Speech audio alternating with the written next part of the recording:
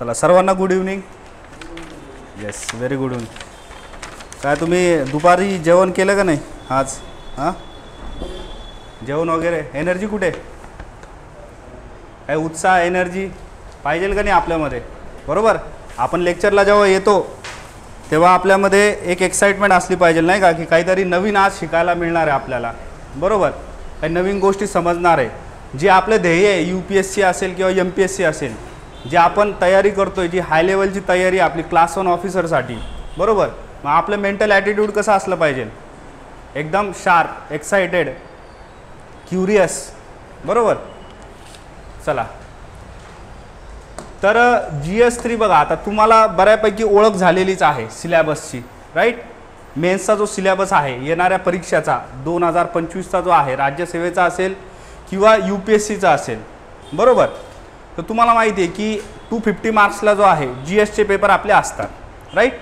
तर त्याच्यामध्ये आपल्याला GS3चा जो पेपर आहे त्याच्यामध्ये सायन्स अँड टेक्नॉलॉजी आणि सिक्युरिटी, ओके, म्हणजे देशामधील जी अंतर्गत सुरक्षा आहे याच्या संदर्भात कोणकोणते चॅलेंजेस आणि त्याचबरोबर विज्ञान आणि तंत्रज्ञान हे जे टॉपिक्स आहेत हे आपल्याला आज याचा ओव्हरव्ह्यू बघायचा आहे, समजून घ्यायचा आहे की याच्यामध्ये कोणत्या टाईपचे प्रश्न येतात, याचा सिलेबस काय दिलेला आहे, याच्यासाठी वापरलेले सोर्सेस कोणकोणते असतात, किंवा UPSC जे क्वेश्चन आपल्याला देते ते कुठून आलेले असतं. ठीक आहे. या सगळ्या गोष्टींचा आढावा आपल्याला घ्यायचा आहे. आन्सर रायटिंग कशी करायची आहे, काय गोष्टी फॉलो करायच्या आहे, काय गोष्टी अवॉइड करायच्या आहे, या आपल्याला इथे बघायचं आहे. ओके. चला जे जॉईन झालेले आहेत, Vinod, Saurabh, okay. Video is clear but didn't get the notes. Okay ठीक आहे. नोट्स तुम्हाला मिळून जातील बघा. ते छोटंसं एक बुकलेट आहे PYQ ॲनालिसिसचं, तर ते ॲपमध्ये अपलोड होऊन जाईल बघा. ठीक आहे. सर कदाचित करतच असतील आता. ओके. चला तर शीट जी आहे ती ओपन करा तुम्ही सर्वात पहिले. ओके. त्याच्यामध्ये बघा सिलेबस दिलेला आहे फर्स्ट पेजवरती, राईट. कशाचा सिलेबस आहे तो? सायन्स अँड टेक्नॉलॉजी, विज्ञान आणि तंत्रज्ञानाचा काय तो सिलेबस आहे. ठीक आहे. आता बघा डायरेक्ट अभ्यास सुरू करण्याच्या पहिले जे बघा तुम्हाला काही गोष्टी फॉलो करणं खूप कंपल्सरी आहे. ठीक आहे. आता बऱ्याच वेळेस आपण असं बघतो की कोणी IITचा विद्यार्थी असतो, कोणी इंजिनिअरिंग असतो आणि कोणी BAचा विद्यार्थी असतो. BAचा विद्यार्थी पोस्ट घेऊन चालल्या पण जातो, पण बरेचसे विद्यार्थी जे आहेत इंजिनिअरिंग IITचे त्यांना पोस्ट मिळत नाही. असे पण केसेस आपण बघितलेले आहे. बरोबर. 12th फेल मूवी तुम्ही बघितला असेल. बरोबर. तो विद्यार्थी एकदम ॲव्हरेज असतो, परंतु त्याच्यामध्ये एक गोष्ट असते, टॅलेंट त्याच्यामध्ये कमी असतं, पण तो अभ्यासाचं सातत्य ठेवतो आणि तो एक्झाम क्रॅक करतो, राईट. मग तसं कोणताही विषय अभ्यास करण्याच्या पहिले तुम्हाला काही रूल्स हे माहिती पाहिजे स्पर्धा परीक्षाचे, त्यातल्या त्यात UPSCचे आणि MPSCच्या रायटिंग पॅटर्नच्या संदर्भात. ठीक आहे. तर आपण याला थोडक्यात समजून घेऊया की तुम्हाला काय काय गोष्टी आवश्यक आहे करायच्या. तर बघा सर्वात पहिले काय आहे की तुम्हाला टास्क मास्टर बनायचं आहे. टास्क मास्टर म्हणजे असा व्यक्ती असतो जो डिसिप्लिन फॉलो करतो. ओके. समजा आता तुम्हाला इथून पुढे प्रत्येक लेक्चरमध्ये एक एक प्रश्न दिला जाईल लिहिण्यासाठी, तर तुम्हाला न चुकता तो रोज लिहून आणायचा आहे, तो चेक करून घ्यायचा आहे, दिलेल्या जे फीडबॅक आहे त्याच्यावरती काम करायचं आहे. ओके. आणि तुमचा जो अभ्यास आहे हा डेली बेसिसवरती जो आहे तो चालू ठेवायचा आहे. बरोबर. पण जो डिसिप्लिन फॉलो करतो त्याला आपण काय म्हणतो? टास्क मास्टर असं म्हणतो. ओके. डिसिप्लिन तुम्हाला मस्ट आहे. त्याच्यानंतर कोणताही सिलेबस जो आहे GSचा तर तो तुम्हाला डिकोड करता आला पाहिजे. डिकोड म्हणजे काय? UPSC काय मेन्शन करते? World history. काय करते? World history. अजून काय करते? विज्ञान तंत्रज्ञानमध्ये बायोटेक्नॉलॉजी एवढाच शब्द प्रयोग केलेला असतो. त्याच्या व्यतिरिक्त काही आहे का? नाही. पण आपल्याला कसं कळेल मग याच्यामध्ये काय काय गोष्टी येतात, काय गोष्टी नाही येत? याच्यासाठी तुम्हाला डिकोड करावं लागतं. डिकोड करणं म्हणजे काय? त्याला फोडावं लागतं. ओके. याचे ॲस्पेक्ट्स बघावं लागतं. आता जर मी तुम्हाला म्हटलं टेररिझम हा शब्द आहे, तुम्हाला माहिती आहे दहशतवाद हा शब्द. बरोबर. पण दहशतवाद किती प्रकाराचे असतात असं जर मी प्रश्न केला तर तुमच्या मनामध्ये फक्त काय येईल? एखादी तालिबानची संघटना येईल. बरोबर. की जिथे कुठेतरी अटॅक करते, मिसाईल जे आहे ते तिथे कुठेतरी लॉन्च करते. पण आपण असं सुद्धा ऐकलेलं आहे की सायबर टेररिझमचा प्रकार असतो, म्हणजे कम्प्युटरच्या मार्फत दहशतवाद घडवण्याचे प्रयत्न जे आहेत ते जगभरात आज केले जातात. येते लक्षात? म्हणजे आपण काय केलं इथं टेररिझम शब्दाला काय फोडलं, त्याचे ॲस्पेक्ट्स आपण बघितले की त्याला किती अँगल आहेत म्हणून. येते लक्षात? पण तुम्हाला डिकोड करणं खूप महत्त्वाचं आहे. या स्टेपनं जे आहे तुम्हाला जायचं आहे. त्यानंतर दुसरं आहे क्लिअर युअर कन्सेप्ट्स. आता कोणतीही परीक्षा जी मेन्सची आहे आपली ओके, राज्यसेवा असेल किंवा UPSC असेल, तुम्हाला जर कन्सेप्ट क्लिअर नसेल तर तुमचा डेटा जनरेट होत नाही. हा नियम लक्षात ठेवा. जर तुम्हाला डेटा जनरेट करायचा असेल, डेटा जनरेट म्हणजे काय, तुम्हाला तुमच्या ब्रेनमधून काहीतरी गोष्टी निर्माण करायच्या आहे आणि त्या पेपरवरती उतरायच्या आहे. बरोबर. समजा मी तुम्हाला टॉपिक दिला पाऊस, पावसाळा सुरू झाला आता, बरोबर, सुट्ट्या घ्यायच्या नाही पण, ठीक आहे, जरी पावसाळा सुरू झाला तरी पण. ओके, तर बघा, मी जर तुम्हाला म्हटलं पाऊस, लिहू शकता का तुम्ही पावसावरती? लिहू शकता, कारण की लहानपणापासून तुम्ही बऱ्याचशा गोष्टी बघितलेल्या आहे. बऱ्याचशा तुमच्या घरी शेती वगैरे असेल, तुम्हाला माहिती आहे शेती व्यवसाय कशावरती आधारित आहे, पावसावरती आधारित आहे. बरोबर. त्याच्यानंतर पावसाचे वेगवेगळे ॲस्पेक्ट आहे. पुण्यामध्ये तुम्ही आता रील्स वगैरे बघितल्या असतील, कसं जॅम झालं होतं, लोक ते पलंगावरची गादी घेऊन स्विम करत होते, नाही का, लोकांच्या गाड्या अटकलेल्या, पण काही लोक फार त्या प्लायवूडवरती स्केटिंग करत होते, त्याच्यावरती सर्फिंग करत होते. बरोबर. असे काही व्हिडिओज आपण बघितले, राईट. मग असे वेगवेगळे ॲस्पेक्ट आहे, पॉझिटिव्ह, निगेटिव्ह. बरोबर. मग पाऊस ही संकल्पना कशी करतो आपण समजून घेतोय, पण फक्त समजून घेत नाहीये आपण, याला करंट परिस्थिती जी आहे, सध्याची वास्तविक परिस्थिती, याच्यासोबत आपण त्याला रिलेट करतोय. काय करतोय? जोड देतोय त्याला. बरोबर.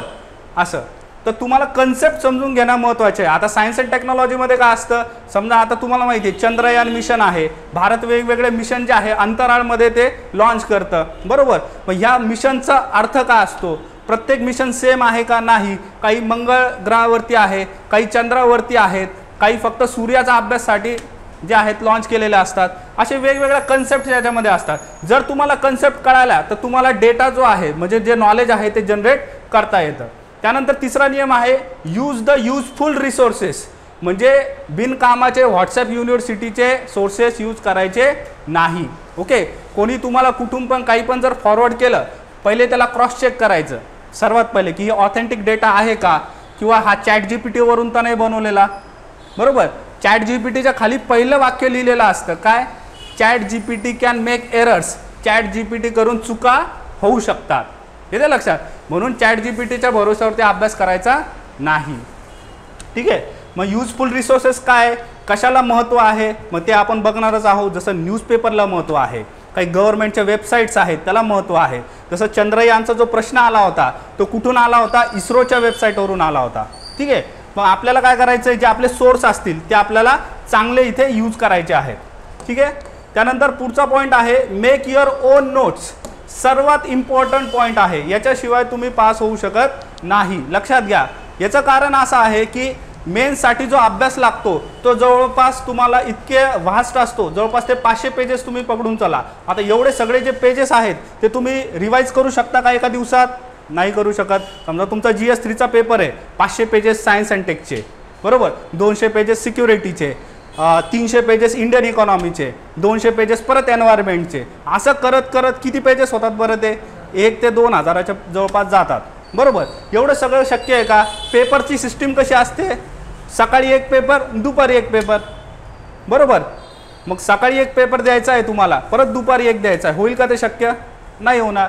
मग तुम्हाला काय करायचं आहे की जे काही तुम्ही रेफरन्स मटेरियल वापरताय त्याच्या तुमच्या स्वतःच्या हँडरायटिंगमध्ये छोटे छोटे कीवर्ड्समध्ये नोट्स बनवायचे आहे. ते पण आपण बघणारच आहोत. ते कसं बनवायचं, कोणते शब्द घ्यायचे, कसे कोटेशन्स वापरायचे, इंट्रो कसा घ्यायचा, एंड कसं करायचं, हे सगळं आपण याच्यामध्ये बघणारच आहे. पण हा नियम लक्षात ठेवा की स्वतःच्या नोट्सशिवाय तुम्हाला पर्याय नाही. आणि तुमच्या नोट्स अशा असतात की त्या तुम्हालाच समजतात.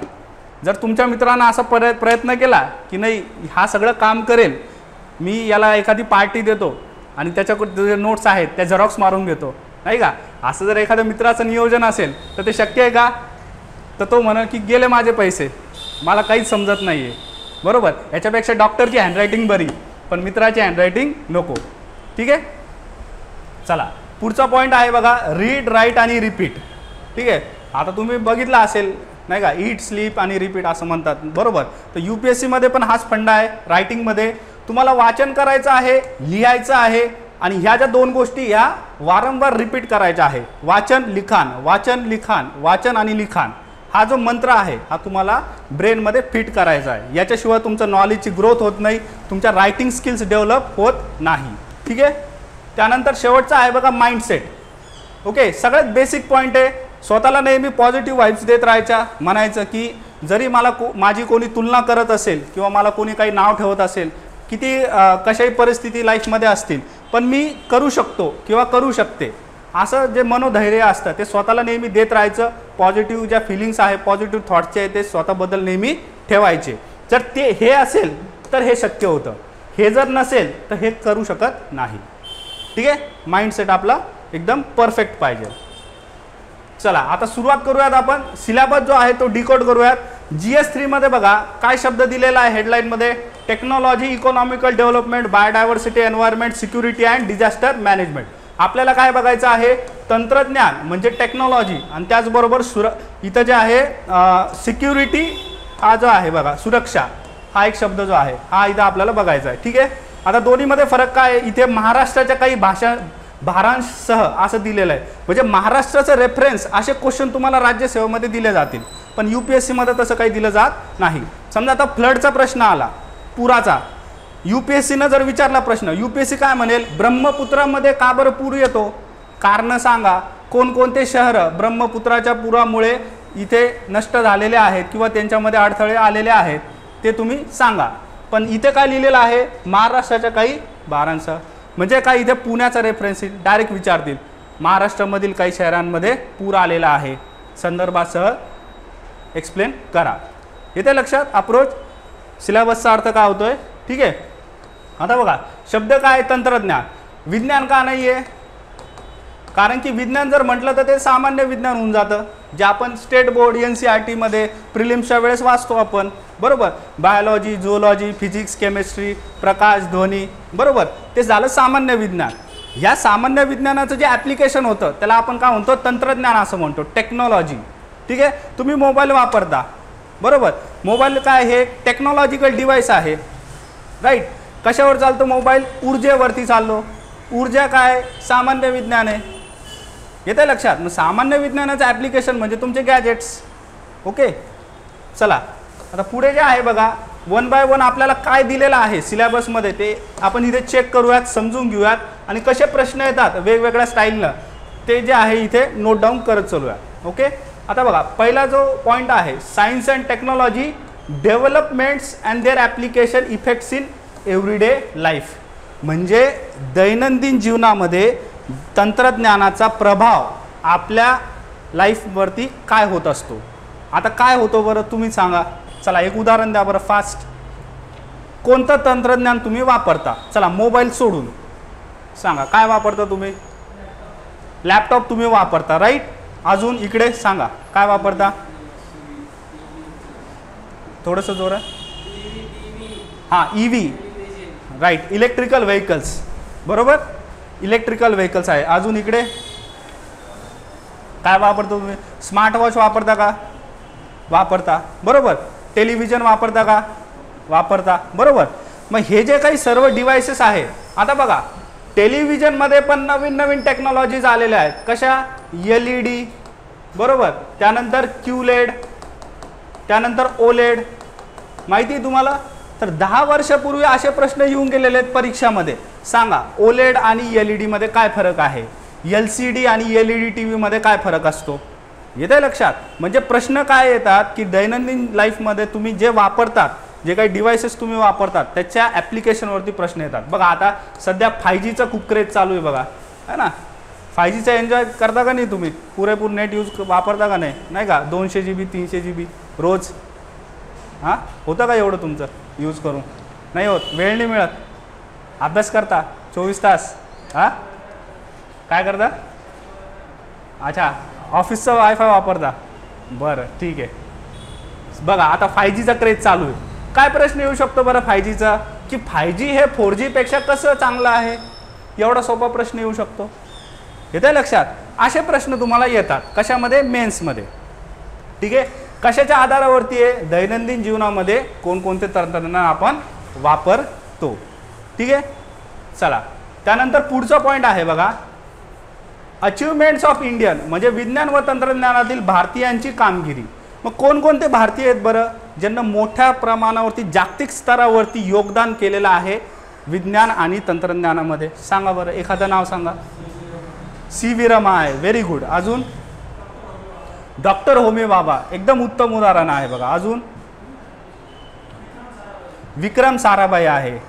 अजून होमी बाबा आहे. राईट.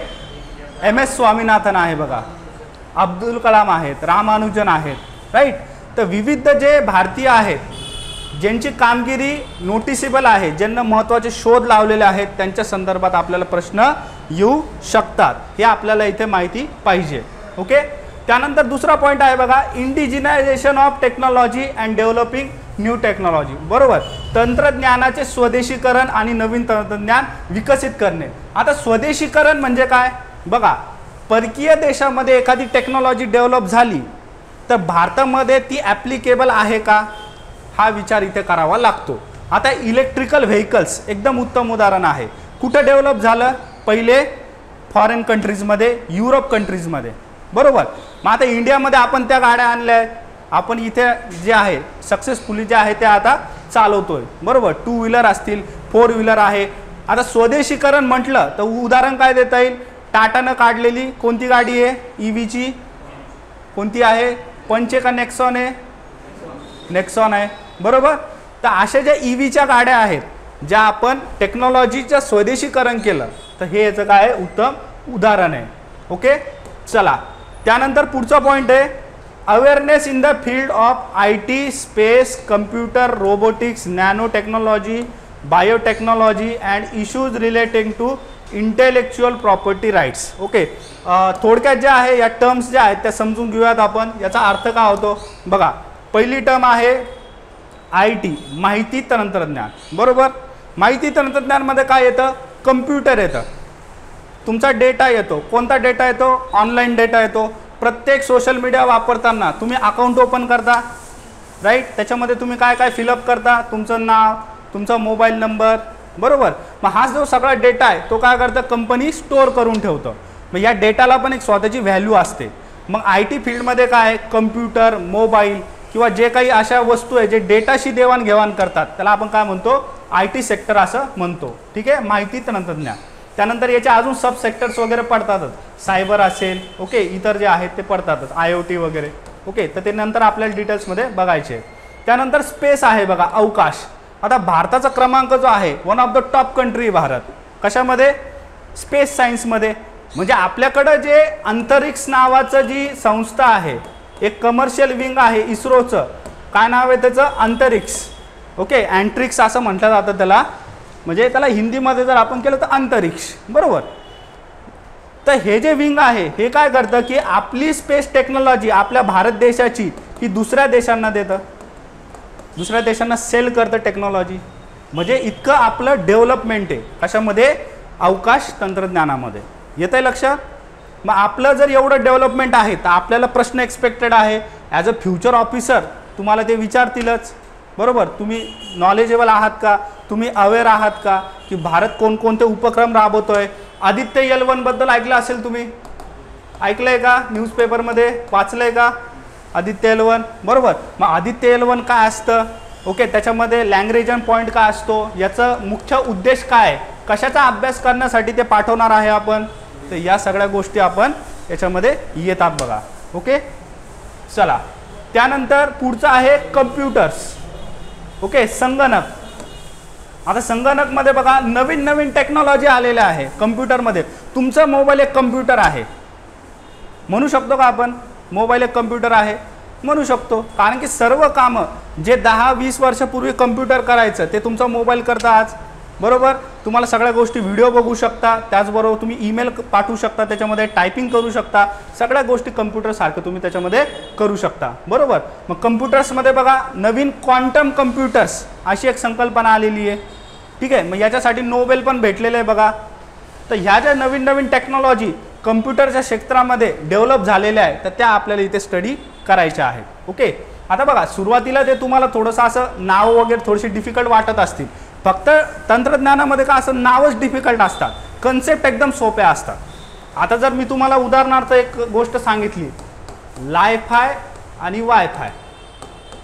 आता तुम्ही विचार करशाल सर हे वायफाय तर आम्हाला माहिती आहे कारण की आम्ही रोज यूज करतो, पण सर हे लायफाय काय आहे, काहीतरी वेगळंच, काहीतरी अवघड दिसतंय, काहीतरी एकदम डिफिकल्ट कन्सेप्ट वाटतीये, असं तुम्हाला विचार येऊ शकतो. राईट.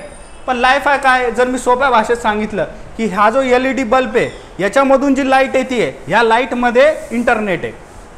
एवढं एका वाक्यामध्ये त्याची काय डेफिनेशन आहे. लाईटमधून आलेलं इंटरनेट जे तुम्ही वापरू शकता तुमच्या मोबाईलवर, अशी त्याची सरळ सरळ काय डेफिनेशन आहे. मग मी जर तुम्हाला विचारलं की त्याचा फरक काय, चला कॉमन सेन्स यूज करा, लॉजिक यूज करा, तुमचं कॉमन सेन्स वापरा, काय फरक असेल दोन्हीमध्ये, वायफाय आणि लायफायमध्ये. आता दोन्हीच्या डेफिनेशन तुम्हाला माहिती आहे. वायफाय तर तुम्ही रोज यूज करता, लायफाय मी तुम्हाला आत्ता सांगितलं, लाईटमधून मिळणारं इंटरनेट. सांगा काय डिफरन्स असेल दोन्हीमध्ये, एक कॉमन लॉजिक लावून जे आहे डिफरन्स सांगा, काय वाटतं तुम्हाला? ठीक आहे, लायफायचं स्पीड जास्त असेल, कारण की लाईटचा जो वेग असतो, प्रकाशाचा वेग हा कसा असतो, जास्त असतो. कशाच्या तुलनेमध्ये, रेडिओ वेव्हच्या तुलनेमध्ये, बरोबर. अजून काय सांगता येईल, चला लॉजिकली सांगा. यस, इथे ऑनलाईनमध्ये जे जे विद्यार्थी जॉईन झालेले आहेत, चला सर्वांनी कमेंट करा. पूर्वा, कमलेश, अंकिता, ऋतिका, लक्ष्मण, विनोद, अमोल, सुशील, सौरभ, चला सर्वांनी कमेंट करायचं आहे. लॉजिकल विचार करायचा आहे, कॉमन सेन्स विचार करायचा आहे, पुस्तकाची गरज नाही. काय म्हटले? स्टोर फॉर्ममध्ये, हां ओके ठीक आहे. आपण असं म्हणू शकतो की बाबा याचं जे रेंज आहे ती जास्त असेल. ठीक आहे, रेंज तुम्ही म्हणू शकता की जास्त आहे, कारण की लाईट जो आहे तो दूरपर्यंत जातो, असं म्हणू शकता तुम्ही. ठीक आहे, चला हे घे. अजून सांगा, एक मुख्य फरक सांगा. चला काय वाटतं तुम्हाला? चला इकडनं एक आन्सर अपेक्षित आहे बघा. येस, काय वाटतं? चला विचार करा.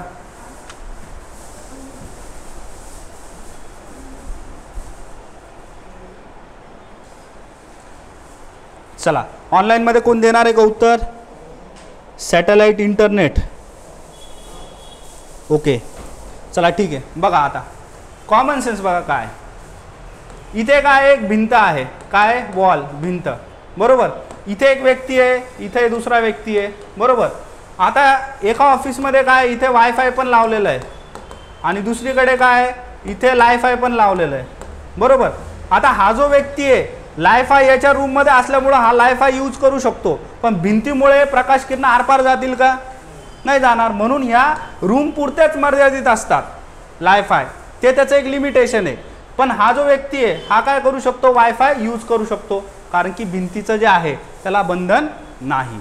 मग असा जो कॉमन सेन्स आहे बघा, आहे का याच्यामध्ये काही एकदम रॉकेट सायन्स, फिजिक्स, गणित, इक्वेशन असं काही आहे का याच्यात घाबरण्यासारखं तंत्रज्ञानामध्ये?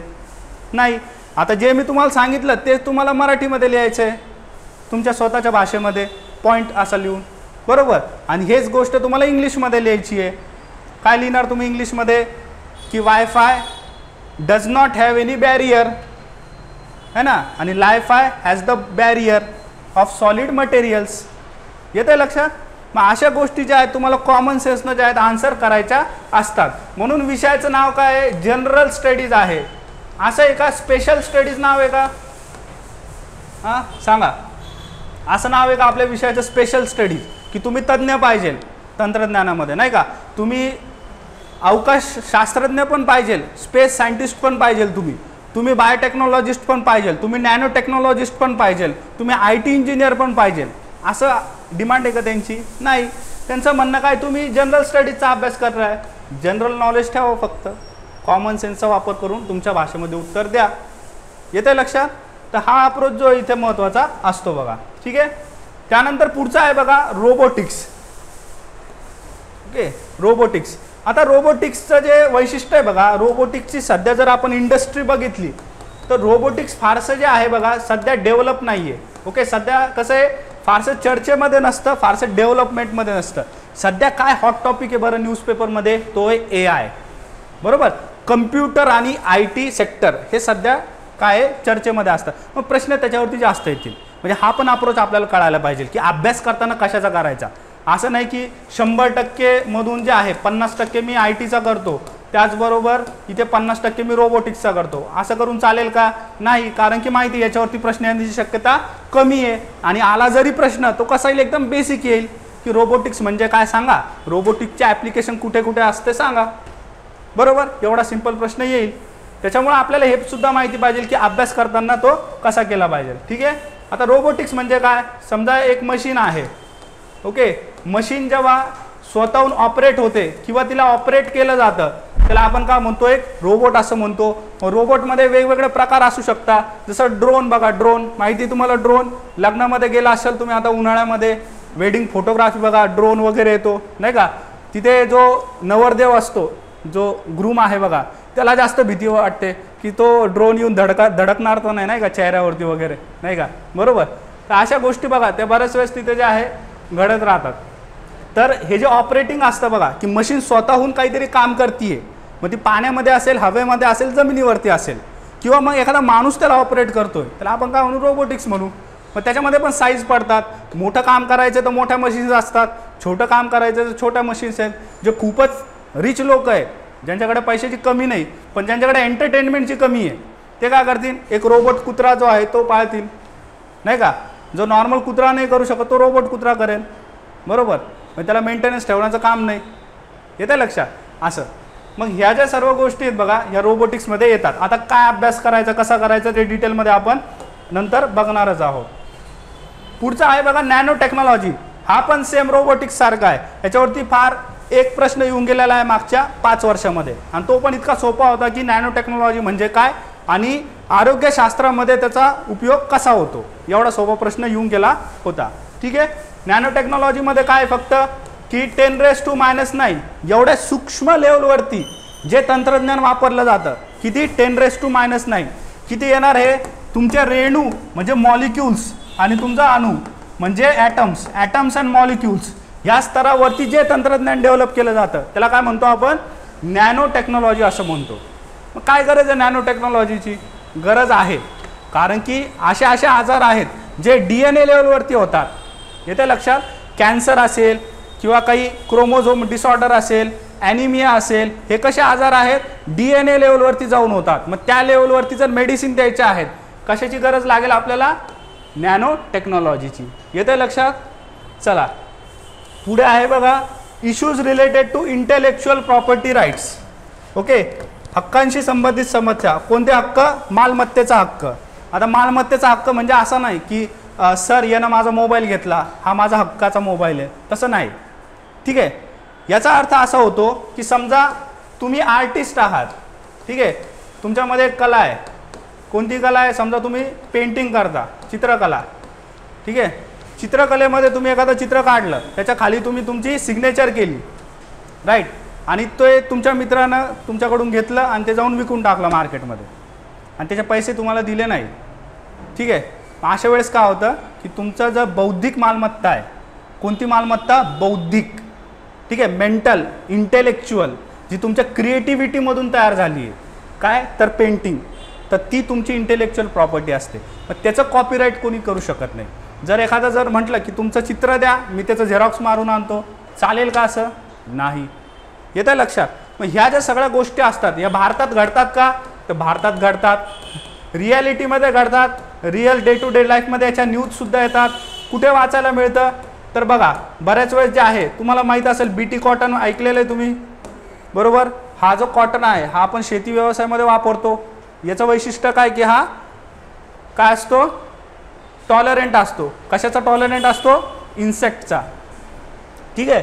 मग आता हे जे BT नाव आहे, BT म्हणजे काय? तर हे एक इंटेलेक्च्युअल प्रॉपर्टी आहे एका कंपनीची. ठीक आहे. कोणतं कंपनी आहे? बोलगार्ड आहे. ठीक आहे. मग आता ही इंटेलेक्च्युअल प्रॉपर्टी याच्यामध्ये असल्यामुळे असा कॉटनचे बीज जे आहे ते कोणतीच दुसरी कंपनी बनवू शकत नाही जगामध्ये. मग ते त्यांच्या राईट्स आहेत. म्हणून हे जर कॉटन लावायचं असेल तर त्या कंपनीकडूनच विकत घ्यावं लागतात, दुसरा त्याला पर्याय नसतो. येते लक्षात. अशा पद्धतीने ही सिस्टीम चालत राहते. मग इंडियामध्ये हे बघायला मिळतं. त्यानंतर जेनेरिक मेडिसिनचा इश्यू आहे, त्याच्यावरती कसे क्वेश्चन्स येऊ शकतात ते सुद्धा आपल्याला नंतर बघायचं आहे. ठीक आहे. तर ओव्हरऑल जे बघा हा सिलेबस आहे कशाचा? सायन्स अँड टेक्नॉलॉजीचा, जो आपल्याला ऑफिशियली मेन्शन केलेला आहे UPSC आणि MPSC मध्ये. ओके. त्यानंतर इंटरनल सिक्युरिटीचा थोडासा आढावा घेऊ, त्याचा सिलेबस स्टडी करू. तुमच्या शीट जे आहे बघा तुम्हाला दिलेली त्याच्यामध्ये पुढचं पेज ओपन करा, तिथे इंटरनल सिक्युरिटीचा सिलेबस हा दिलेला असेल बघा. ओके. चला. यस विनोद, पेटंट चोरी होतं नाही का, पेटंट चोरी. ओके. यस. आता बघा इथे काय आहे की सुरक्षा असा शब्द आहे बघा. काय शब्द आहे? सुरक्षा. सुरक्षा कशी आहे? आंतरिक आहे, म्हणजेच इंटरनल आहे. कशी आहे? इंटरनल सिक्युरिटी आहे. ओके, इंटरनल म्हणजे आपण काय करतोय, भारताच्या बॉर्डरच्या आतमध्ये काय काय सिक्युरिटीचे इश्यूज आहेत ते आपल्याला इथे स्टडी करायचे. मग आहेत का इश्यू? एखादं उदाहरण सांगू शकता का तुम्ही? काय बरं आपल्या भारतामध्ये का सगळं असं एकदम शांत आहे का? काय इश्यू आहेत बरं सांगा, एखादं नाव सांगा. काय सांगता येईल बरं? मी जर म्हटलं नक्षलवाद, नक्षलिझम हा एक इश्यू आहे का आपल्या सिक्युरिटीला? आहे का नाही? आहे, बरोबर. त्यानंतर तुम्ही पुष्पा मूवी बघितला असेल नाही का? पुष्पाराज झुकेगा नाही, बरोबर. मग कोणासमोर म्हणतो तो झुकेगा नाही? गव्हर्नमेंट समोर. म्हणजे तो काय करतोय? आपल्या सिस्टीमला चॅलेंज करतोय. मग असे रिअल लाईफमध्ये आहेत का असे तस्करी करणार लोक? आहेत. कर्नाटकमध्ये बघितले तुम्ही, त्यानंतर आंध्र प्रदेशमध्ये बघितले. प्रत्येक ठिकाणी जिथे जिथे जंगल आहेत तिथे तिथे असे लोक असतात, अशा गँग्स असतात, असे ग्रुप असतात. येते लक्षात?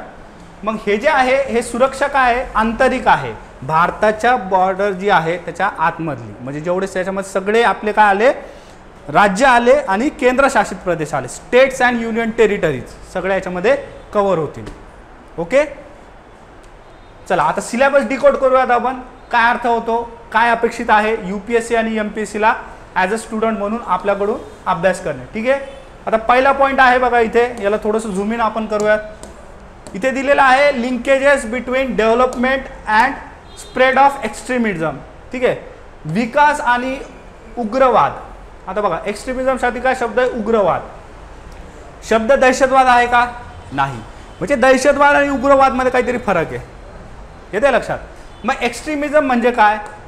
एखादी विचारसरणी जी अति प्रमाणामध्ये फॉलो केली जाते तिला आपण उग्रवाद असं म्हणत असतो.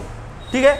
आता समजा कोणीतरी तुमच्यापैकी किंवा तुमच्या ओळखीचं कोणी असेल, त्यानं एखाद्या व्यक्तीनं असं ठरवलं की मला फास्टिंग करायची आहे, पण त्यानं एवढी फास्टिंग केली की त्याला आता डायरेक्ट चक्कर येत आहे आणि त्याला हॉस्पिटलमध्ये ॲडमिट करावं लागतंय. ओके आहे का? ओके नाही का? कारण की त्यानं कुठेतरी यूट्यूबवरती ऐकलं किंवा व्हॉट्सअपवरती त्यानं कुठेतरी वाचलं की बाबा उपाशी राहिल्यानं वेट कमी होतं, सगळे हेल्थ वगैरे चांगली होते, असं त्याला वाटलं. म्हणून त्यानं काय केलं? इंटेन्स लेवलवरती जाऊन ते फॉलो केलं. पण त्याच्यामध्ये नुकसान कोणाचं झालं? त्याचं तर झालंच, पण त्याला जे सांभाळणारे लोक आहेत, त्याचा मित्रपरिवार, त्याचा परिवार, त्यांनाही तिथं त्रास झाला. येते लक्षात? मग रिअल लाईफमध्ये काय असतं की वेगवेगळ्या आयडिओलॉजीज असतात. जसं एक आहे कम्युनिझम. ठीक आहे, त्याला आपण समाजवाद असं म्हणतो. ठीक आहे, समाजवाद आहे. त्यानंतर कॅपिटलिझम आहे. ओके, त्याच्यानंतर असे शब्द आहेत बघा, डावी बाजू, उजवी बाजू, राईट विंग, लेफ्ट विंग. येतं लक्षात?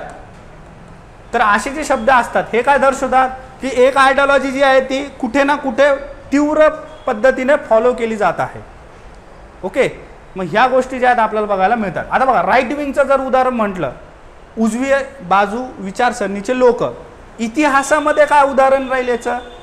हिटलर माहिती आहे तुम्हाला? हिटलरनं काय केलं? एक विचारसरणी आणली. काय विचारसरणी आणली? आर्यन लोक हे सर्वश्रेष्ठ लोक असतात जगामध्ये. काय म्हटला तो? आर्यन लोक सर्वश्रेष्ठ आहे. आणि मूळ आर्यन लोक हे कुठलचे असतात? जर्मनीचे असतात. मग जर्मनीचं जे नुकसान झालं पहिल्या महायुद्धामध्ये ते कोणामुळे झालं? असे लोक जे आर्यन नाहीत. ठीक आहे, जे आर्यन नाहीत यांच्यामुळे नुकसान झालं. येते लक्षात? मग त्यानं काय केलं की जे आर्यन नाहीत त्यांना तिथून बाहेर काढायचा प्रयत्न केला. त्यांना तिथून जे आहे पळून लावलं. त्यांना बऱ्याच जणांना जे आहे कैदेमध्ये टाकलं आणि त्यांना रिस्पॉन्सिबल ठरवलं. येते लक्षात?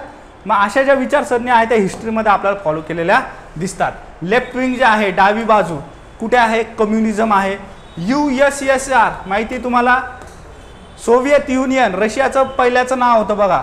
ओके, तर 90च्या पहिले जे आहे USSR हा देश होता. इथे कोणती आयडिओलॉजी फॉलो केली जात होती? तर डावी बाजू. येते लक्षात? मग डावी बाजू आणि उजवी बाजूमध्ये काय फरक असतो असाही प्रश्न येऊ शकतो. किंवा भारतामध्ये याचे कुठे कुठे प्रभाव बघायला मिळतात तेही आपल्याला बघायचं आहे. नक्षलवाद डाव्या बाजूचा आहे का उजव्या बाजूचा आहे तेही आपल्याला बघायचं आहे. ओके, भारतात होणारा दहशतवाद आणि जम्मू काश्मीरमध्ये चालत असलेला दहशतवाद, याच्यामध्ये जे युवकांना इथे इन्फ्लुएन्स केलं जातं, त्यांना रिक्रूट केलं जातं, त्याच्यामध्ये कोणती विचारसरणी असते तेही आपल्याला बघायचं आहे. ओके, याचे विविध अँगल्स असतात, ते आपल्याला पुढे टॉपिकमध्ये डिटेल बघायचे आहे. तर हे एक्स्ट्रीमिझम झालं. त्यानंतर role of external state and non state actors in creating challenges to internal security. आता इथे महत्त्वाचं कीवर्ड काय आहे बघा, अंतर्गत सुरक्षेसाठी आव्हाने निर्माण करणारे बाह्य राज्य व गैर राज्य, हे दोन शब्द इथे महत्त्वाचे आहेत बघा, बाह्य राज्य आणि गैर राज्य.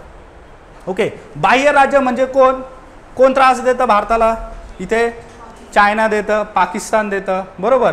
बऱ्याच वेळेस जे आहे बांगलादेश सोबतही वाद होतात, येते लक्षात.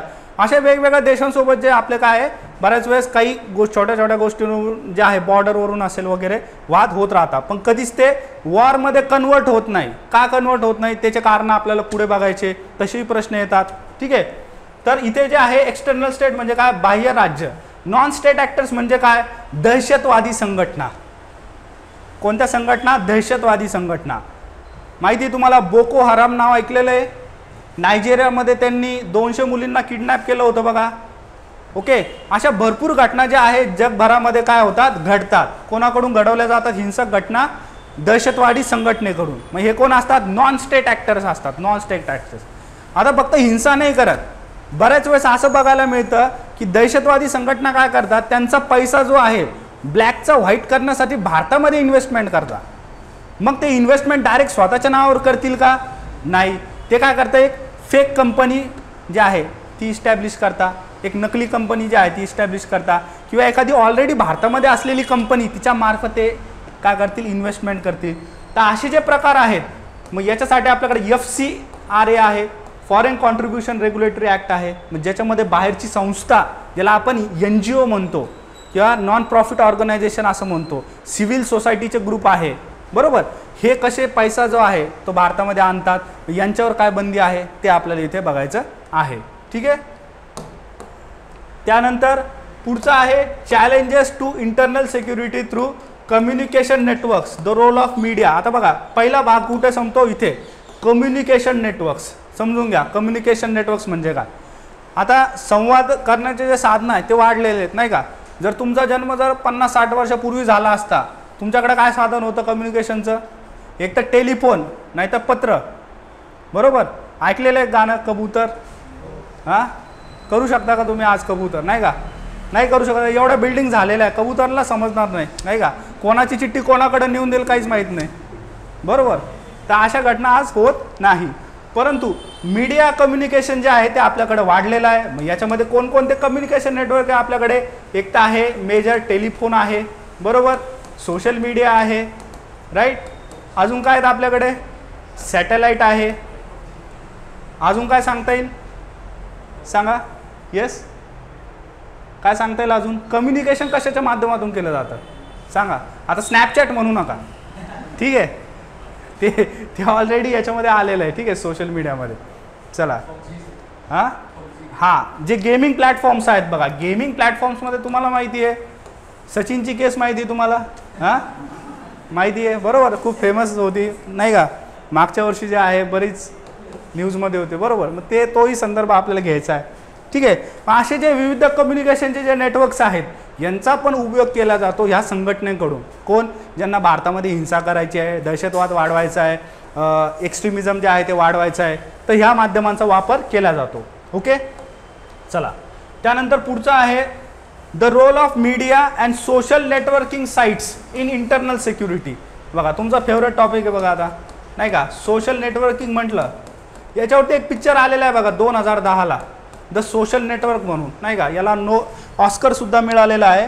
हा फेसबुकचा जो फाउंडर आहे मार्क झकरबर्ग, याच्यावरती हा पिक्चर आलेला आहे बघा, याच्या बायोग्राफीवर. ओके, तुम्हाला जर कधी वेळ मिळाला तर तुम्ही हा मूवी जरूर बघू शकता. ओके, कोणता मूवी आलेला आहे 2010ला, द सोशल नेटवर्क म्हणून. ओके, मार्क झकरबर्ग जे आहे, जे फाउंडर आहेत मेटाचे, ठीक आहे, त्यांच्यावरती हा मूवी आलेला आहे. मग तुम्हाला कळेल की कसं तंत्रज्ञानाचा जे आहे उगम होतो, कसं त्याचं पहिलं इंटेन्शन एका चांगल्या गोष्टीसाठी राहतं, कसं मग त्याला नंतर पुन्हा मिसयूज केला जातं. इंटेलेक्च्युअल प्रॉपर्टीची केस झाली होती बघा त्याच्यावर, त्याच्यासाठी पण तुम्ही हा मूवी बघू शकता. त्याचे जे कॉलेजचे कलिग्स होते त्यांना इंटेलेक्च्युअल प्रॉपर्टीचा दावा ठोकला होता की आम्हाला ही कंपनी आम्ही पहिले काढली, ही आयडिया पहिले आमची होती. ओके, मग ती पण एक केस जो आहे ते तुम्ही रेफरन्ससाठी बघू शकता. पण सोशल नेटवर्किंगमध्ये काय, मग हे सर्व सोशल वेबसाईट्स, म्हणजे याच्यामध्ये काय आलं, यूट्यूब आलं, त्यानंतर इंस्टाग्राम आहे. ओके, जेवढे पण तुम्ही आज बघता टेलिग्राम वगैरे नाही का.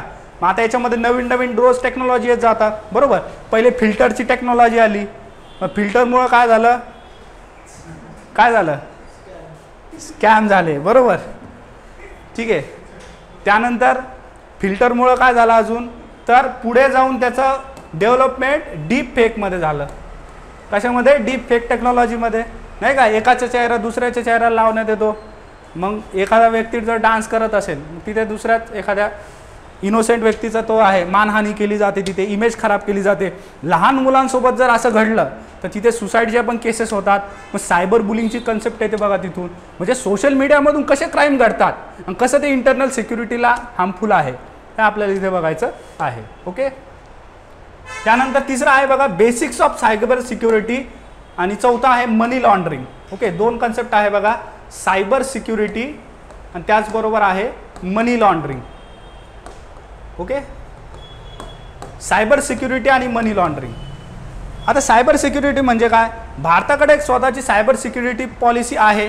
बरोबर, मग आता हे जे सगळे स्कॅम होता नाही का, तुम्ही बघितलं असेल की कुठे पण तुम्ही टेलिव्हिजनवरती, तुमच्या फेसबुकवरती वगैरे कुठे पण जेव्हा तुम्ही ॲड बघता की अशा स्कॅमपासून दूर राहा नाही का. तुम्हाला कोणाचाही फोन येतो, लिंक येते बघा मेसेजमध्ये की याच्यावरती तुम्ही OTP द्या, त्याच्यानंतर तुम्हाला एवढे पैशाची लॉटरी लागलेली आहे नाही का, रम्मी सर्कल, खेलो हक्से नाही का असं. पण ते सगळं खोटं राहतं. ओके, ठीक आहे. चला, त्याच्यानंतर पुढचं आहे बघा मनी लॉन्ड्रिंग. मग मनी लॉन्ड्रिंग म्हणजे काय, ब्लॅक टू व्हाईट. काय करायचं, ब्लॅक टू व्हाईट, पैशांना करायचं. ठीक आहे. याच्यासाठी बघा ओझार्क नावाची एक सिरीज आहे बघा, जर वेळ मिळाला तर बघा. ओझार्क नावाची एक सिरीज आहे. ओके, खूप उत्तम पद्धतीने त्याच्यामध्ये दाखवलेलं आहे की कसा माफियाचा मनी, क्रिमिनल ऑर्गनायझेशनचा पैसा हा एका चांगल्या फॅमिलीकडून जो आहे व्हाईट केला जातो. कसं ते हॉटेलमध्ये ते इन्व्हेस्ट करता, कसं नवीन ठिकाणी ते रिअल इस्टेटचा बिझनेस काढता, कसा पैसा लपवला जातो, कसं बँकेमध्ये पण करप्शन चालतं. ज्या बँक्स असतात आपला फॉर्मल, तिथे सुद्धा करप्शन चालतं आणि हा पैसा जो आहे कमिशनच्या बेसिसवरती ब्लॅकाचा व्हाईट केला जातो. ओके, मनी लॉन्ड्रिंगचे प्रकार असतात ते आपल्याला डिटेलमध्ये बघायचे. डिटेलमध्ये बघितल्यानंतर त्याच्यावरती प्रश्न उत्तरंसुद्धा लिहून घ्यायचे. ओके, तर मनी लॉन्ड्रिंग म्हणजे काय की पैसा जो आहे इल्लीगल पैसा लीगल करणे. ओके, त्यानंतर पुढचा पॉईंट आहे बघा security challenges and their management in border areas है ना. किती देशाच्या बॉर्डर आहेत बरं, नाव सांगा फास्ट. कोणकोणते देश आहेत, चला टाईप करा इथे जे आहेत विद्यार्थी जॉईन झालेले, इथे सांगा.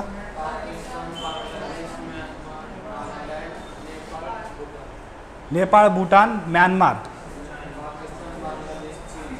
चायना, अफगाणिस्तान आहे का, आहे. श्रीलंका आहे का, हां कन्फर्म, येस आहे का नाही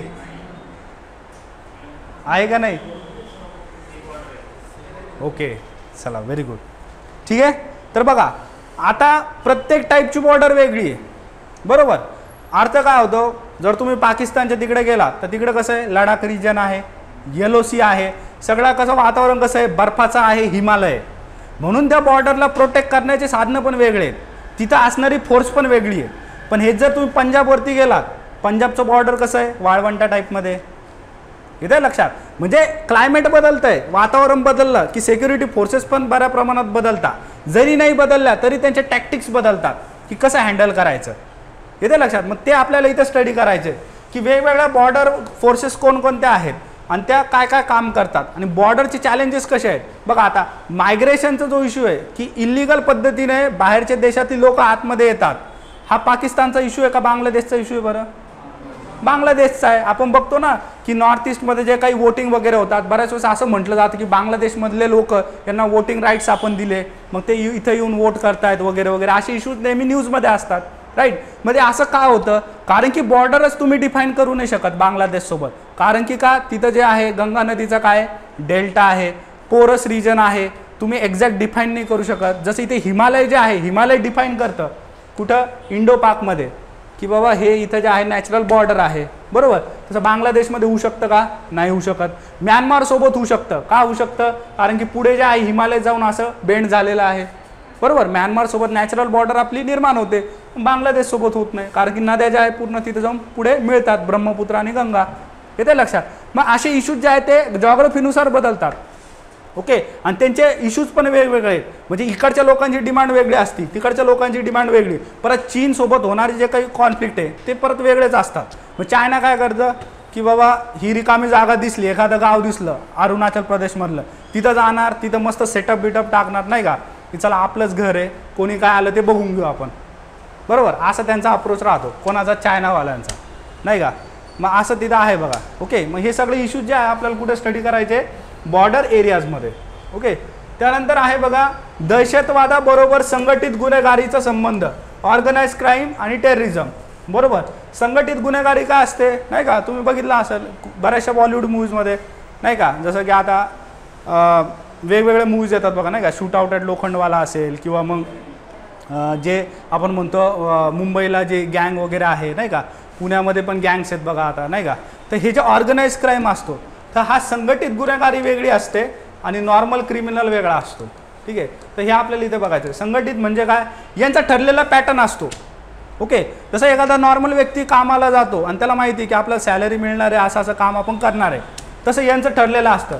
एवढ्या एवढ्या लोकांना जे आहे टार्गेट करायचं आहे, यांच्याकडून एवढी एवढी खंडणी जी आहे ती वसूल करायची आहे, आणि वसूल करण्याचे मार्ग पण हे ठरलेले आहेत. ओके. वकील मॅनेज झालेले आहेत, सगळ्या गोष्टी तिथं त्यांच्या ठरलेल्या असतात, म्हणजे फिक्स पॅटर्न असतो. ओके. एका पिढीकडून दुसऱ्या पिढीकडे हे जे आहे हस्तांतरण होत असतं. कशाचं? ह्या सिंडिकेटचं, ह्या ऑर्गनायझेशन्सचं. येते लक्षात. तर संघटित गुन्हेगारी आहे, त्यानंतर दहशतवाद आहे. ओके. दहशतवाद म्हणजे काय? तर बऱ्याच वेळेस असं होतं की दहशतवाद्यांना ऑपरेट करण्यासाठी, समजा दहशतवाद्यांना एखादा प्लॅन केला आणि त्यांना इथं यायचं आहे, ओके, एखाद्या ठिकाणावर, तर ते काय करतात? संघटित गुन्हेगारांचा मदत घेतात, त्यांना ते पैसे देतात आणि ड्रग्स वगैरे विकतील, किंवा मग ते स्वतः येतील. ओके. मग अशी जे रिलेशन आहे ते आपल्याला इथे डिटेलमध्ये बघायचे आहेत बघा. ओके. चला मग शेवटचं आहे याच्यामध्ये विविध सुरक्षा दल जे आहेत, various security forces and agencies and their mandate. Okay. Security forces जेव्हा आपण म्हणतो, काय येतं सर्वात पहिले आपल्या ब्रेनमध्ये, माइंडमध्ये काय येतं? आयडिया रॉ येते, बरोबर. अक्षय कुमारच्या मूव्हीज खूप जास्त पाहिल्याच्या नंतर हे नाव आपल्याला लक्षात राहतात, बरोबर. अजून कोणते लक्षात राहतात वेब सिरीज पाहिल्याच्या नंतर? IB राहते, अजून CBI राहते, अजून कोणती? ED राहते. ठीक आहे. EDचा थोडा विषय वेगळा आहे, तो आपण नंतर बघूयात. ओके.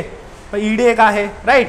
आता बघा या सर्व ज्या काही संघटना आहेत यांच्या वेगवेगळे टास्क आहे, सगळे एकाचला टार्गेट करता का? नाही. ED जर म्हटलं आपण तर ते काय? जे पैसे आहेत, म्हणजे फायनान्शियल रिलेटेड क्राईम्स, आर्थिक संदर्भात जे गुन्हे असतात त्यांना ते इथे टॅकल करतात. CBI म्हटलं तर क्राईम जे आहे क्रिमिनल, एखादी हाय प्रोफाईल केस असेल त्याला ते हँडल करणार. त्यानंतर IB जर म्हटलं आपण तर कुठे आहे? इंटरनल एजन्सी आहे, इंटेलिजन्सची.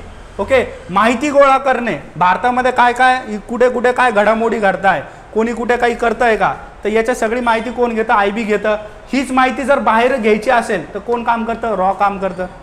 ठीक आहे. पाकिस्तानमध्ये काय होतंय, किंवा US मध्ये काय होतंय, किंवा रशिया युक्रेनचा वॉर चालू आहे, तिथं काही भारताबद्दल काही होतंय का, मग ही जी माहिती गोळा करायचं काम असतं ते कोण करतं? रॉ करत असतं. इथे लक्षात. पण प्रत्येक संघटना ज्या आहेत, अशा टोटल 15 ते 20 संघटना आहेत, त्यांचं प्रोफाईल, ओके, असं विचारणार नाही त्या कधी स्थापन झाल्या. ओके. माहिती असलं तर बेटरच आहे, पण तुम्हाला असं विचारलं जाईल की यांचं कार्य काय असतं. ठीक आहे. तर हे ओव्हरऑल काय याचं इथे काम आहे बघा. तर हे सिलेबसचं डिकोडिंग आहे बघा, सिक्युरिटी आणि सायन्स अँड टेक्नॉलॉजी. त्यानंतर जे आहे बघा आपण ॲक्च्युअल आता प्रश्न कसे येतात आणि त्याला अभ्यास करण्यासाठी जे आहे बघा, ओके, आन्सर रायटिंगसाठी काय काय गोष्टी महत्त्वाच्या आहेत त्या इथे डिटेल्समध्ये बघूयात.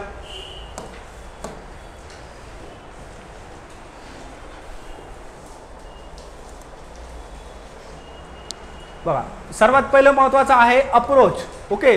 की परीक्षामध्ये आन्सर लिहायचं कसं, स्पेशली सायन्स अँड टेक आणि इंटरनल सिक्युरिटी दोन्हीला सेम पॅटर्न असणार आहे.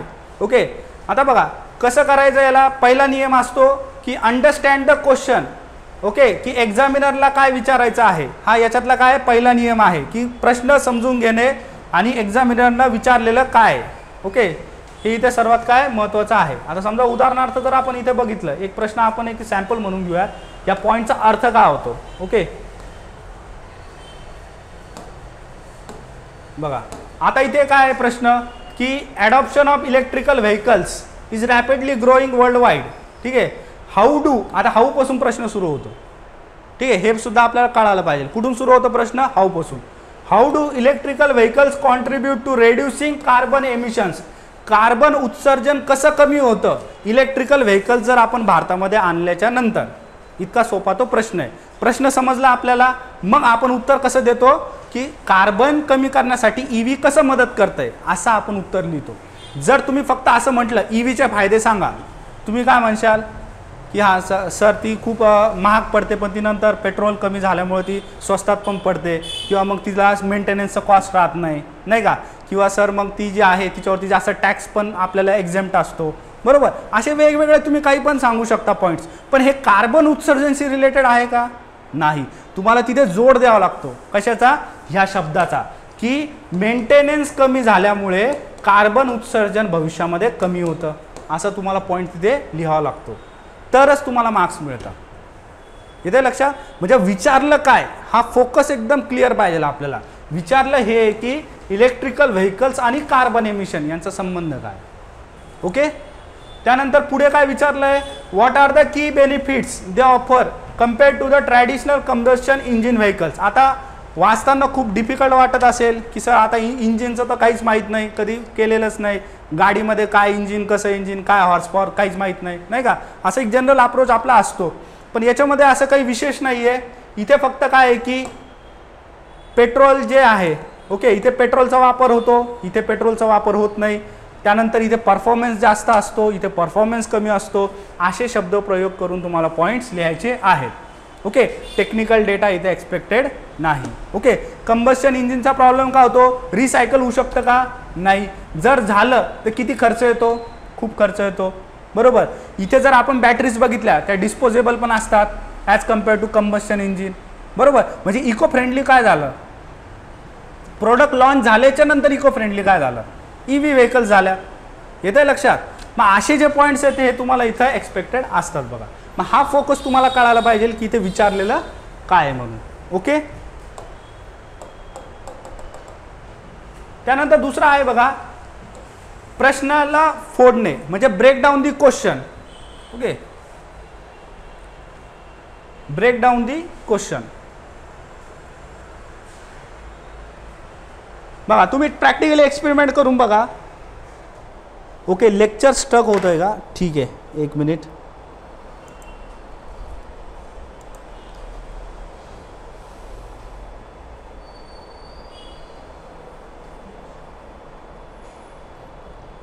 चॅटबॉक्समध्ये कमेंट करा, क्लिअर आहे का आता. येस, विनोद, सौरभ, अमोल, त्यानंतर मदन, ऋतिका, होतं आहे का आता, ब्लर होतं आहे का, एकदा सांगा. ओके, क्लिअर आहे, चला, व्हेरी गुड. ठीक आहे, दुसरा पॉईंट काय important, break down the question. ठीक आहे, तुम्ही एक्सपेरिमेंट करून बघा. मेसवर वगैरे कुठे जेवायला गेलात, ओके, तुम्ही डायरेक्टली एक पोळी खाऊ शकता एकदाच, नाही. तुम्ही जेव्हा छोटे छोटे तुकडे करून खाता तेव्हा जेवण जास्त जातं. तसंच क्वेश्चनचं असतं, जितकं त्याचे तुकडे करशाल तेवढा जास्त डेटा जनरेट होतो आन्सर लिहिताना. बऱ्याच विद्यार्थ्यांचा हा प्रॉब्लेम असतो की सर क्वेश्चन तर माहिती आहे, नाही माहीत, थोडाफार समजला, पण सर लिहिताच येत नाही, वर्ड्सच कमी पडत आहे, काय लिहिणार मी. बरोबर, असा जो प्रॉब्लेम असतो तो कशामुळे होतो, एकदाच प्रश्नाला तुम्ही बघता, प्रश्नाला काय करायचं, तोडायचं, जितके त्याचे तुकडे तेवढ्या प्रत्येक शब्दावरती तुम्हाला लिहिता येतं, असा त्याचा काय असतो, फंडा असतो. आता बघा, फॉर एक्झाम्पल हा प्रश्न जर आपण बघितला, आता हा UPSC मध्ये 2023 मध्ये जो आहे प्रश्न विचारलेला आहे, कशावरती विचारला, तिसरं मून मिशन, म्हणजे कोणता असेल, चंद्रयान 3. बरोबर, चंद्रयान 3 वरती हा प्रश्न विचारला आहे. आता चंद्रयान 3 वरती काय विचारलं की चंद्रयान 3चा मेन टास्क काय, म्हणजे मुख्य उद्देश काय त्याचा चंद्रयान 3चा. ओके, तर याच्या संदर्भात जे आहे बघा, तुम्हाला डेटा कुठे बघायला मिळतो, इस्रोच्या वेबसाईट्सवर तुम्ही गेला तर पूर्ण ॲज इट इज डेटा मिळतो तुम्हाला की याचं काय काम आहे. बघा, इथे लिहिलेलं आहे ऑब्जेक्टिव्ह आहे. ओके, याला जे आहे सॉफ्ट लँडिंग करायची आहे, जे पॉईंट्स आहेत बघा, ठीक आहे, आता हेच विचारलं आहे का नाही मला सांगा, बरोबर. हे सगळं जे आहे बघा त्याचे सोर्सेस पण तुम्हाला अवेलेबल होता की सॉफ्ट लँडिंग वगैरे करायची. हे इथं तुमचे पॉईंट्स बनतील. हा तुमचा पहिला पार्ट झाला कशाचा, प्रश्नाचा. त्यानंतर जर दुसरा पार्ट जर इथे फोडला आपण, दुसरा पार्ट कुठे येतो, या क्वेश्चन मार्कच्या नंतर बघा इथे क्वेश्चन मार्क आहे. तर list the countries that have achieved this task. असं कार्य कोणकोणत्या कंट्रीनं सक्सेसफुली केलेलं आहे. म्हणजे काय, सॉफ्ट लँडिंग कोणत्या कंट्रीने केली. USSR आहे, अमेरिका आहे, जापान आहे, चायना आहे, बरोबर. या 4 कंट्रीज आहे, इंडिया पकडून 5 आहेत टोटल. या कंट्रीजचे नावं लिहायचे. जर आठवलं तुम्हाला तर एखादं मून मिशन लिहा त्यांचं, अपोलो आहे कशाचं, युनायटेड स्टेट्सचं. आणि इकडं जे आहे रशियाचं ते लुना आहे, है ना. एखादं आठवलं तर लिहायचं, नाही तर फक्त लिस्ट जरी केली तरी ओके. ठीक आहे, तर हा झाला याचा पहिला पार्ट. त्याच्यानंतर हा झाला याचा दुसरा पार्ट. काय केलं आपण इथे, कंट्रीजचे नावं लिहिले. त्यानंतर introduce the subsystem in the spacecraft launch and explain the role of the virtual launch control centre. आता बघा वाक्य सलग आहे पण याचे पण 2 तुकडे होतील. कुठे 2 तुकडे होतील, या अँडच्या इथे बघा. ओके, अँड जर आपण इथे फोकस केलं तर अँडच्या पहिले काय आहे, इथे दिलेलं आहे की सबसिस्टीम सांगा की ह्या मून मिशनवरती कोणकोणत्या सबसिस्टीम्स होत्या. मग आता ही पण इन्फॉर्मेशन जी आहे ती पहिल्याच पानावरती आहे, कशाच्या, इस्रोच्या वेबसाईटच्या. ओके, सगळे सबसिस्टीम तुम्हाला एका खाली एक दिलेले आहे. काय दिले आहे की इथे बघा, झूम केल्याच्या नंतर आपल्याला कळेलच. ओके, की इथे काय, रंभा एक आहे बघा, radio anatomy of moon bound, नाही का, त्याचं ते फुल फॉर्म आहे. त्यानंतर चेस्ट एक आहे, चंद्रात सरफेस थर्मोफिजिकल एक्सपेरिमेंट, इल्सा आहे. ठीक आहे, त्यानंतर खाली जर आपण अजून स्क्रॉल केलं तर इथे आपल्याला बघायला मिळतं की शेप नावाचं एक महत्त्वाचं आहे बघा. ओके, जे प्रोपल्शन मॉड्यूल पेलोड आहे, स्पेक्ट्रोपोलॅरोमेट्री, हॅबिटेबल प्लॅनेट अर्थ. ठीक आहे, मग असं यांचे वेगवेगळे ऑब्जेक्टिव्ह आणि यांचे काय इथे हे पार्ट्स आहेत. आता याच्यापैकी सगळे नाही लिहायचे आपल्याला, मुख्य 3 ते 4 जरी आठवले आणि त्यांचे एका ओळीमध्ये कार्य स्वतःच्या भाषेमध्ये इनफ आहे. कारण की सगळं जर तुम्ही हे इथे आन्सरमध्ये लिहिलं तर तुम्हाला बाकीचा आन्सर ॲड्रेस करता येणार नाही, तुमचे पेज संपून जातील. आणि UPSCमध्ये पेजेस कसे असतात, प्रिंटेड क्वेश्चन असतो. कसा असतो, प्रिंट केलेला क्वेश्चन असतो. त्याच्यामुळे तुम्हाला तिथे मर्यादा असते कशाची, पेजेसची. ओके, त्यानंतर किती तुकडे झाले आता आपले सांगा बरं, 2 का 3? 3 झालेत. 1 बरोबर, 1 होता याचा मुख्य उद्देश, बरोबर. त्यानंतर कोणत्या कंट्रीजने सक्सेस केलं, त्यानंतर सबसिस्टीम किती, 3. त्यानंतर चौथा आहे व्हर्च्युअल लॉन्च कंट्रोल सेंटर, याचं काम काय होतं. असा हा चौथा आणि शेवटचा पार्ट आहे बघा. ओके, आता याच्यामध्ये गंमत अशी आहे की त्रिवेंद्रम केरळामध्ये जे आहे VSSC जे आहे ते लोकेटेड आहे. आता तिथून ते श्रीहरिकोटाला ऑपरेट करू शकतं का, नाही करू शकत, कारण की त्याचं लोकेशन तर इकडे आहे, बरोबर. मग त्याच्यासाठी यांनी काय केलेलं आहे, एक virtual launch control centre launch केलं आहे. कुठे, श्रीहरिकोटामध्ये. म्हणजे व्हर्च्युअल म्हणजे आभासी, म्हणजे डायरेक्ट कम्प्युटरमधून. मग याच्या माध्यमातून ते काय करतात की कसं लॉन्च करायचं आहे, किती सेकंद मोजायचे आहेत. ओके, त्याच्यानंतर पेलोड नंतर काय कॅल्क्युलेशन्स असतील, ते सगळ्या मोजणी ज्या आहेत त्या कुठे केल्या जातात, VLCC मधून केल्या जातात बघा. ओके, मग एवढं सगळं जे आहे ते तुम्हाला लिहायचं होतं किती, 250 वर्ड्समध्ये, 250 शब्दामध्ये. येते लक्षात. तर हे काय आहे की प्रश्नाला फोडणे म्हणजे त्याला तोडायचं. बघा एवढं तोडल्याच्या नंतर एवढे शब्द आपले फिट होतील. जर फक्त तुम्ही चंद्रयान 3 बद्दल लिहिलं, किती शब्द लिहू शकता तुम्ही, जास्तीत जास्त 50 शब्द, 70 शब्द, 100 शब्द. एक्स्ट्रा जर लिहायला गेले तर तुमच्याकडे डेटा पण नसणार, बरोबर. तुम्हाला ह्या गोष्टी इथे माहिती करूनच घ्यावा लागतील. ओके, असं. तर हा जो आहे हा दुसरा नियम आहे बघा, स्क्रीनवरील शब्द क्लिअर नाहीत इवन ऑन 720p. ठीक आहे, बाकीच्या विद्यार्थ्यांना पण रेझोल्युशनचा प्रॉब्लेम आहे का डिस्प्लेमध्ये, एकदा कमेंट करून सांगा. येस, सौरभ, विनोद, कमलेश, स्क्रीन क्लिअर दिसत नाही आहे का. ठीक आहे, तर हे 2 पॉईंट आय होप तुम्हाला लक्षात आले असतील. त्यानंतर बघा तिसरा पॉईंट आहे महत्त्वाचा, जो आन्सर रायटिंगमध्ये खूप महत्त्वाचा आहे आणि तुम्हाला हा जो आहे ही स्किल तुम्हाला शिकायची आहे, ही गेन करायची आहे तुम्हाला. याच्याशिवाय तुम्ही मॅनेजच करू शकत नाही. का मॅनेज करू शकत नाही, कारण की तुम्हाला टोटल 20 क्वेश्चन असतात आणि 20 क्वेश्चन जे आहे ते तुम्हाला जर 3 तासामध्ये पूर्ण करायचे आहे तर तुम्हाला काय करावं लागतं की जे आन्सर आहे याला क्विकली फ्रेम करावं लागतं. काय करावं लागतं, क्विकली फ्रेम. फ्रेम म्हणजे काय? बनवणे. काय करायचं आपल्याला? आन्सर बनवायचा आहे, तयार करायचा आहे. येतं लक्षात? काय करायचं आपल्याला? तयार करायचं आहे. मग तयार म्हणजे कसं?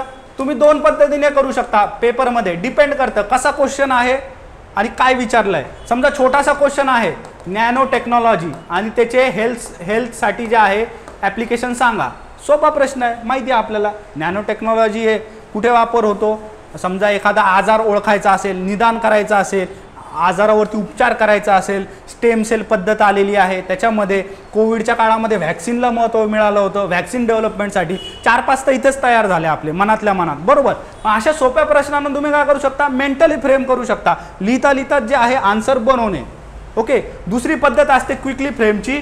ते जे आहे क्वेश्चन पेपर जिथे असतो किंवा रफ वर्कचं तुम्हाला मागे शेवटचा पेज दिलेला असतो. या रफ वर्कच्या पेजमध्ये तुम्हाला काय शॉर्टमध्ये शब्द लिहायचे. जसं की तुम्हाला विचारलं चंद्रयानबद्दल प्रश्न आला. आता हा तुम्ही मेंटल फ्रेम नाही करू शकत चंद्रयानचा, मग तुम्हाला इथे लिहावं लागेल. याचा टास्क मी हे 3 शब्द लिहीन. मग त्याच्यानंतर याचे जे अदर कंट्रीज आहे ह्या कंट्रीज मी मेन्शन करेल. समजा आता पूर्ण नाव नाही लिहिणार, फक्त USSR, त्यानंतर जे आहे जापानसाठी J, त्यानंतर चायनासाठी C, असं एवढंच लिहिणार. मग हे छोटे छोटे अल्फाबेट्स, छोट्या छोट्या गोष्टी एकदम क्विकली झाल्या पाहिजे. एका सेकंदामध्ये 4ही नाव लिहिले पाहिजे. ओके. हे चेक नाही करणार कोणी की तुम्ही पूर्ण नाव लिहिलं का कमी नाव लिहिलं. हे तुम्हाला लवकर फ्रेम करण्यासाठी की तुमचं ॲनालॉजी जी आहे, अरेंजमेंट जी आहे पॉईंटची, ती एकदम व्यवस्थित स्टेप बाय स्टेप झाली पाहिजे. प्रश्न जो विचारला पहिल्या याच्यामध्ये बरोबर तो पार्ट ॲड्रेस झाला पाहिजे, दुसऱ्यामध्ये तो पार्ट, तिसऱ्यामध्ये तो पार्ट. मग अशा पद्धतीने जे आहे आपण रफ पेजमध्ये जे सुद्धा आहे फ्रेम करू शकतो. मग सब पार्ट्स, मग इथे काय लिहिणार मी? शेप वगैरे लिहिणार. बरोबर. इल्सा वगैरे लिहिणार असं. ठीक आहे. मग ह्या टेक्निकमध्ये जे आहे पुढे जे आहे VLCC. ठीक आहे. मग अशा टेक्निकमधून जे आहे बघा, हे तुम्हाला किती 5 सेकंदामध्ये तुम्ही हे लिहून घेता फास्ट. मग याला बघायचं आणि मग आन्सर लिहायचं. याला बघायचं मग आन्सर लिहायचं. याला एक्सपांड करत जायचं स्वतःच्या भाषेमध्ये. ओके. मग ह्या पद्धतीने तुम्ही काय करू शकता? क्विकली फ्रेम करून जे आहे तुम्ही तुमचा टाईम कव्हर करू शकता. जर तुम्ही असा विचार करत बसला, अरे याचं काय होतं, मी तर हे वाचलं होतं नाही का, चेस्ट म्हणजे काय, असं असू शकतं का, गेलं तिथंच संपलं. मग प्रश्न सुटला म्हणजे गेलं. 10 किंवा 15 मार्काचा प्रश्न अटेम्प्ट नाही केला म्हणजे तुम्ही ऑलरेडी रेसमधून खूप मागं आलेले आहात. तुमचा उद्देश काय आहे की सगळेच्या सगळे प्रश्न अटेम्प्ट करायचे. मग प्रश्न अटेम्प्ट करायसाठी काय करायचं, कशाची गरज आहे? तर हे क्वेश्चन फ्रेमिंगची. कसं फ्रेम झालं पाहिजे? एकदम क्विक. ओके. एका सेकंदामध्ये जे आहे फ्रेम झालं पाहिजे. त्याच्यानंतर आहे keep intro and conclusion short. आता सिक्युरिटी असेल किंवा टेक्नॉलॉजी असेल, कोणताही कसाही प्रश्न आला तर उत्तर कसं ठेवायचं आहे, सॉरी इंट्रोडक्शन आणि एंड कसा ठेवायचा आहे, सुरुवात आणि अंत. ठीक आहे. एंडलाच आपण काय म्हणतो, कंक्लुजन असं म्हणतो. ठीक आहे. सुरुवात आणि अंत कसा ठेवायचा आहे? एकदम शॉर्ट ठेवायचा आहे. काय शॉर्ट ठेवायचं आहे? कारण की विषय कसे आहे आपले, विज्ञान आणि तंत्रज्ञानाचे. याच्यावरती कविता करू शकता का तुम्ही?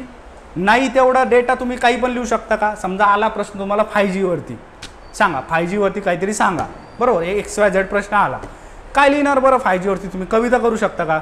नाही का की 5G घेऊन बसलो मी सकाळी एका चांगल्या नाही का उन्हामध्ये. बरोबर. पक्षी आले चू चू करत, 5Gचे गाणे, असं काही म्हणजे तुम्ही नाही करू शकत ना कविता. बरोबर. लॉजिकली. तर कसं असतं की 5Gमध्ये तुम्ही काय लिहिणार? Straight forward. 5G is a technology which is a upgradation of 4G technology, है ना. असं तुम्ही शॉर्टमध्ये इंट्रो करणार. मग खाली फीचर्स लिहिणार त्याचे. 5Gमध्ये हे असतं, ते असतं, ते असतं.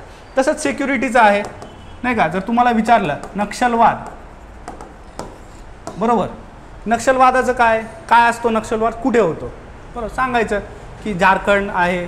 बरोबर. त्याच्यानंतर बिहार आहे, पश्चिम बंगाल आहे, हे ग्रस्त आहे, नक्षलग्रस्त एरियाज आहे भारतामधले. असं जरी इंट्रो केला शॉर्टमध्ये तरी तो इनफ आहे आपल्यासाठी.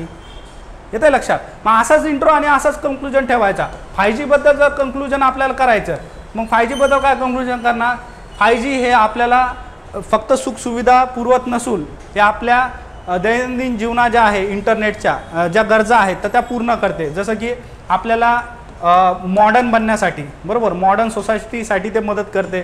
किंवा मग तुम्ही म्हणू शकता की मोस्ट ॲक्सेसिबल आहे. जर 5G जर नसतं तर तुम्हाला फास्ट ब्राउझिंग करता नसते आली. फास्ट ब्राउझिंग जर नाही करतायत तर किती लोकांचे जॉब नसते झाले आज. बरोबर. वर्क फ्रॉम होम तुम्हाला माहीत असेल ना की बरेच लोक इंटरनेटच्या माध्यमातून काम करता. राईट.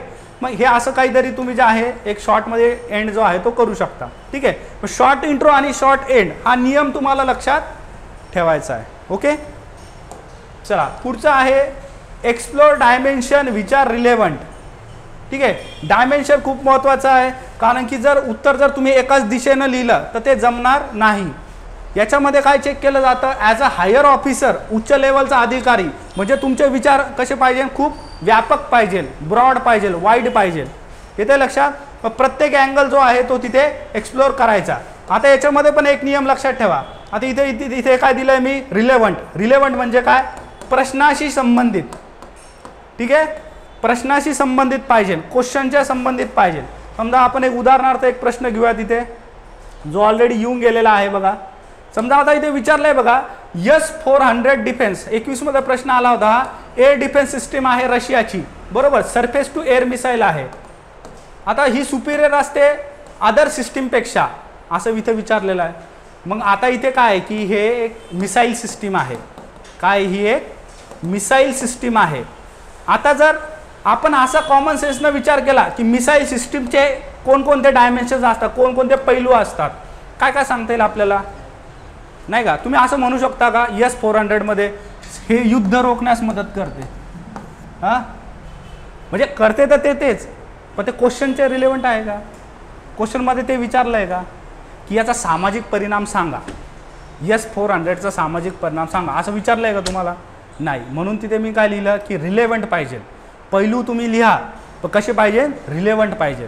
ओके, मग इथे तुम्ही असं म्हणू शकता की तू महागात पडली आपल्याला घेताना, नाही का, खूप नुकसान झालं आहे आपल्या एक्सचेकरचं, असं म्हणता येईल का पॉईंट, नाही. प्रश्नामध्ये विचारलंच नाही. प्रश्नामध्ये काय विचारलं की एअर डिफेन्स सांगा कशी सुपिरियर आहे. काय पॉईंट्स येतील की इथे मल्टिपल मिसाईल्स लॉन्च होतात, है ना, म्हणजे एकदाच काय 15-16 टार्गेट्सला फोडू शकतं, बरोबर.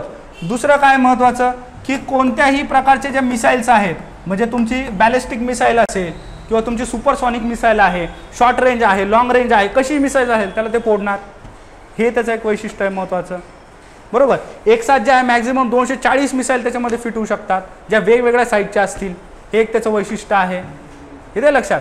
मग अशी जी एअर डिफेन्स सिस्टीम आहे ही ऑटोमॅटिक पद्धतीची पण असते, मग याच्यामध्ये रडार पण असतं, येतं लक्षात. म्हणजे आपण काय करतोय, डिफेन्स क्षेत्रामध्ये तंत्रज्ञान आणि त्या रिलेव्हंट जो डेटा आहे तो आपण इथे लिहितोय सगळा, ते पैलू आपण सांगतोय. आपण सामाजिक आर्थिक पैलू इथे सांगत नाही. असं म्हणू शकतो का की याच्यामुळे भारताच्या राजकारणाला खूप फायदा झाला, S-400 मिळाल्यामुळे, हां, म्हणू शकतो का, असं नाही म्हणू शकत. ठीक आहे, म्हणजे पैलू तुम्ही लिहा. आता बऱ्याच जणांचं एक स्ट्रॅटर्जी असते, नाही का, की प्रत्येक पॉईंट हा प्रत्येक अँगलनं लिहायचा, हिस्ट्री, जॉग्रफी, पॉलिटी, असं तुम्ही ऐकून असाल. तसं नसतं. जो प्रश्न विचारला, प्रश्नाची डिमांड काय, त्याच्यावरती तुमचा डेटा असणार. ओके,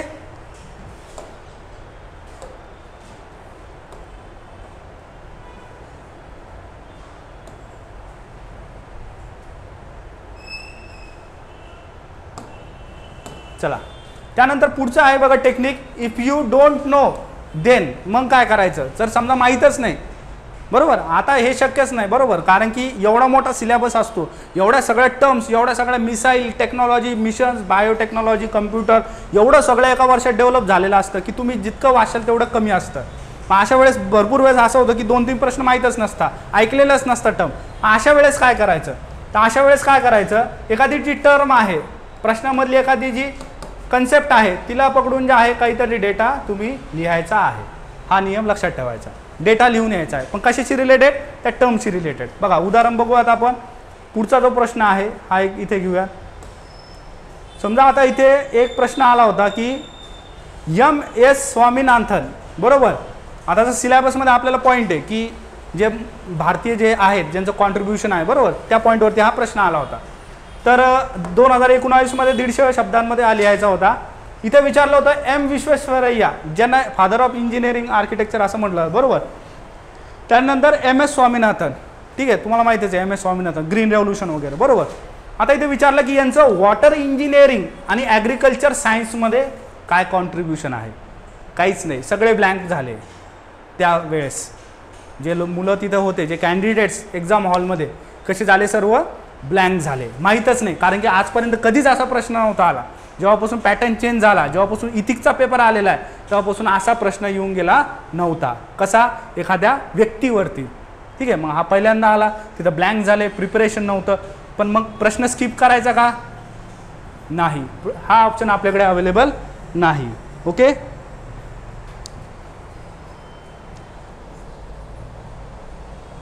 चला हे बघा लिंकमध्ये जर तुम्हाला व्हिडिओमध्ये जर ऑनलाईनचे विद्यार्थी लक्ष द्या, जर तुम्हाला ऑनलाईन जर काही इश्यू असेल तर व्हिडिओ रेकॉर्ड होतोय बघा, तर हा तुम्हाला यूट्यूबवरती पण अवेलेबल होऊन जाईल. ओके, तर त्याची काळजी तुम्ही करू नका, काही मिस इथे होणार नाही. ठीक आहे, पुन्हा एकदा रिफ्रेश करा. मी पण इथून रिफ्रेश केलेलं आहे. जर लेक्चर जर क्लिअर नसेल तर असं कमेंट करा, पुन्हा एकदा आपण इथे रिफ्रेश करून बघूया. ओके, तर बघा आता इथे काय ही केस कशी आहे की इथे माहिती नाही, कॉन्टेंटच माहिती नाही. काय करणार हे वॉटर इंजिनिअरिंग वगैरे ॲग्रिकल्चर सायन्स, फक्त एवढं माहिती की ग्रीन रेव्होल्युशनमध्ये यांना काहीतरी केलं. काय लिहिणार बरं आपण मनानं पॉईंट्स, जे आपल्याला 10 पैकी 7 मार्क तर देणार नाही, पण किती मार्क देतील? 4 तर देतील, 3 तर देतील, असे तर प्रयत्न आपण करू शकतो. मग काय पॉईंट्स लिहू शकतो बरं? पहिले तर लिहिणार आपण जे सगळ्यात फेमस आहे, ग्रीन रेव्होल्युशनमध्ये हरित क्रांतीमध्ये त्यांचं कॉन्ट्रीब्युशन होतं. अजून वेगवेगळ्या ज्या बँका आहे ज्या कृषीला मदत करतात तिथं त्यांना सहाय्य केलं. आंतरराष्ट्रीय संघटना कोणत्या आहेत ज्या भारतीय कृषीला मदत करतात? कोणत्या आहेत अशा? भारतीय कृषी एक्सपोर्ट करण्यासाठी कोणती आहे? WTO आहे का? बरोबर, मग WTOच्या संदर्भात त्यांचं योगदान होतं असं तुम्ही लिहू शकता. आहे का नाही रिलेव्हंट? माहिती नाही, कोणी चेक पण नाही करणार, पण ते कनेक्शन जे आहे तिथे फॉर्म होतं. येते लक्षात? तसंच विश्वेश्वरय्या आहे, फक्त एवढं माहिती की ते इंजिनियर होते, आर्किटेक्चर होते, एवढं आपल्याला माहिती आहे. तुम्ही लिहू शकता आर्किटेक्चरमध्ये काय बिल्ड झालेलं आहे सुरुवातीला. पहिल्या जे आपल्या पंच योजना होत्या 5 इयर प्लॅन्स, काय काय डेव्हलपमेंटवरती फोकस झालेला आहे? काय? डॅम्स, बरोबर. त्याच्यानंतर मोठे मोठ्या बिल्डिंग्स इन्फ्रास्ट्रक्चर, त्याच्यानंतर तळं आहेत बघा, पॉन्ड्स वगैरे. येते लक्षात? असे एक्झाम्पल्स तुम्ही देऊ शकता की भारतामध्ये विविध जे आहेत 3-3 जरी पॉईंट लिहिले तरी तुमचे 100-120 शब्द कुठंच गेले नाही. येते लक्षात? असं स्किल जे आहे ते तुम्हाला डेव्हलप करायचं आहे की माहिती नाही तरी पण मला काही ना काही जे आहे लॉजिकली लिहून यायचं आहे. मग ते कसं संबंध पाहिजे? प्रश्नाशी रिलेटेड पाहिजे. ओके, तर ओव्हरऑल जे बघा हे त्याचं सर्व जे आहे सार आहे बघा कशाचा? सायन्स अँड टेक्नॉलॉजीचा. पुढचा प्रश्न येतो की सोर्स काय? ओके, की सोर्स काय असतो सायन्स अँड टेक्नॉलॉजी? तर बघा सोर्सच्या संदर्भात एक आहे की तुम्हाला कंपल्सरी जे आहे सायन्स अँड टेकचे लेक्चर करायचे आहे. ओके, स्पॉटलाईट अकॅडमीमध्ये जे लेक्चर होणार आहेत ते तुम्हाला कंपल्सरी करायचे आहेत. याच्यामुळे फायदा असा होईल तुम्हाला की याच्यामधून डायरेक्टली तुम्हाला क्लासच्या नोट्स मिळतील बघा, म्हणजे हँड रिटन जे तुम्ही इथे लिहिशाल, म्हणजे हे पॉईंट्स कोणत्या पुस्तकात नसतात. ओके, हे कसे असतात? समजा आता यांनी जे आहे ह्या विद्यार्थ्यांना काही पॉईंट सांगितला बायोटेक्नॉलॉजीचा, तो तुम्ही लिहू शकता. ओके, मग हे जे पॉईंट्स असतात हे क्लासमध्येच जनरेट होतात, किंवा मी जे काय ॲडिशनल पॉईंट सांगाल, मी 10 सोर्सेस वाचलेले, 10 सोर्सचं कंपायलेशन करून तुम्हाला एक पॉईंट मी सांगाल जो तुम्ही कुठेच नाही वाचलेला, मग हा कुठे मिळतो तुम्हाला? फक्त क्लासमध्येच मिळतो. मग असा एक्स्ट्रा पॉईंट हा तुम्हाला मार्क्स मिळून देतो. जिथे कॉमन आन्सर्स असतात तिथे कॉमन मार्क मिळतात, जिथे एक्स्ट्रा पॉईंट असतो तिथे जास्त मार्क्स मिळतात. येते लक्षात? मग अशा पद्धतीने आपल्याला काय करायचं आहे की क्लास आपल्याला कंपल्सरी फॉलो करायचा आहे. क्लासमध्ये ज्या नोट्स तयार होतील, जेवढा पण डेटा आहे, द हिंदू न्यूजपेपरचा असेल, वेगवेगळ्या वेबसाईटचा असेल, फॉरेन कंट्रीच्या वेबसाईटचा असेल, सगळा कंपाईल करून जे आहे ते तुम्हाला इथे देण्यात येईल. ओके, त्याच्या संदर्भात अजून तुम्हाला नोट्स पण देण्यात येईल बघा. कशाच्या? स्पॉटलाईटच्या नोट्स. ओके, सायन्स अँड टेक्नॉलॉजीच्या नोट्स एक आहे बघा आपल्याकडे ऑप्शन. ओके, हे काय बेसिक सोर्स आहे. त्याच्यानंतर तुम्हाला अवांतर काय करायचं आहे? इथून गेल्याच्या नंतर तुम्हाला द हिंदू न्यूजपेपर कंपल्सरी वाचायचं आहे. काय करायचं आहे तुम्हाला? The Hindu newspaper. ओके, गेल्यावरती काय करायचं? सबस्क्रिप्शन याचं घ्यायचं. काय करायचं? सबस्क्रिप्शन घेतल्याच्या नंतर तुम्हाला काय आहे त्याच्यामधले वेगवेगळे आर्टिकल्स बघायला मिळतील. ओके, आता बघा इथे तुम्हाला मी जे आहे बघा याचा एक डेमो दाखवतो की हे जे डायरेक्ट प्रश्न आहेत हे कसे येतात बघा. आता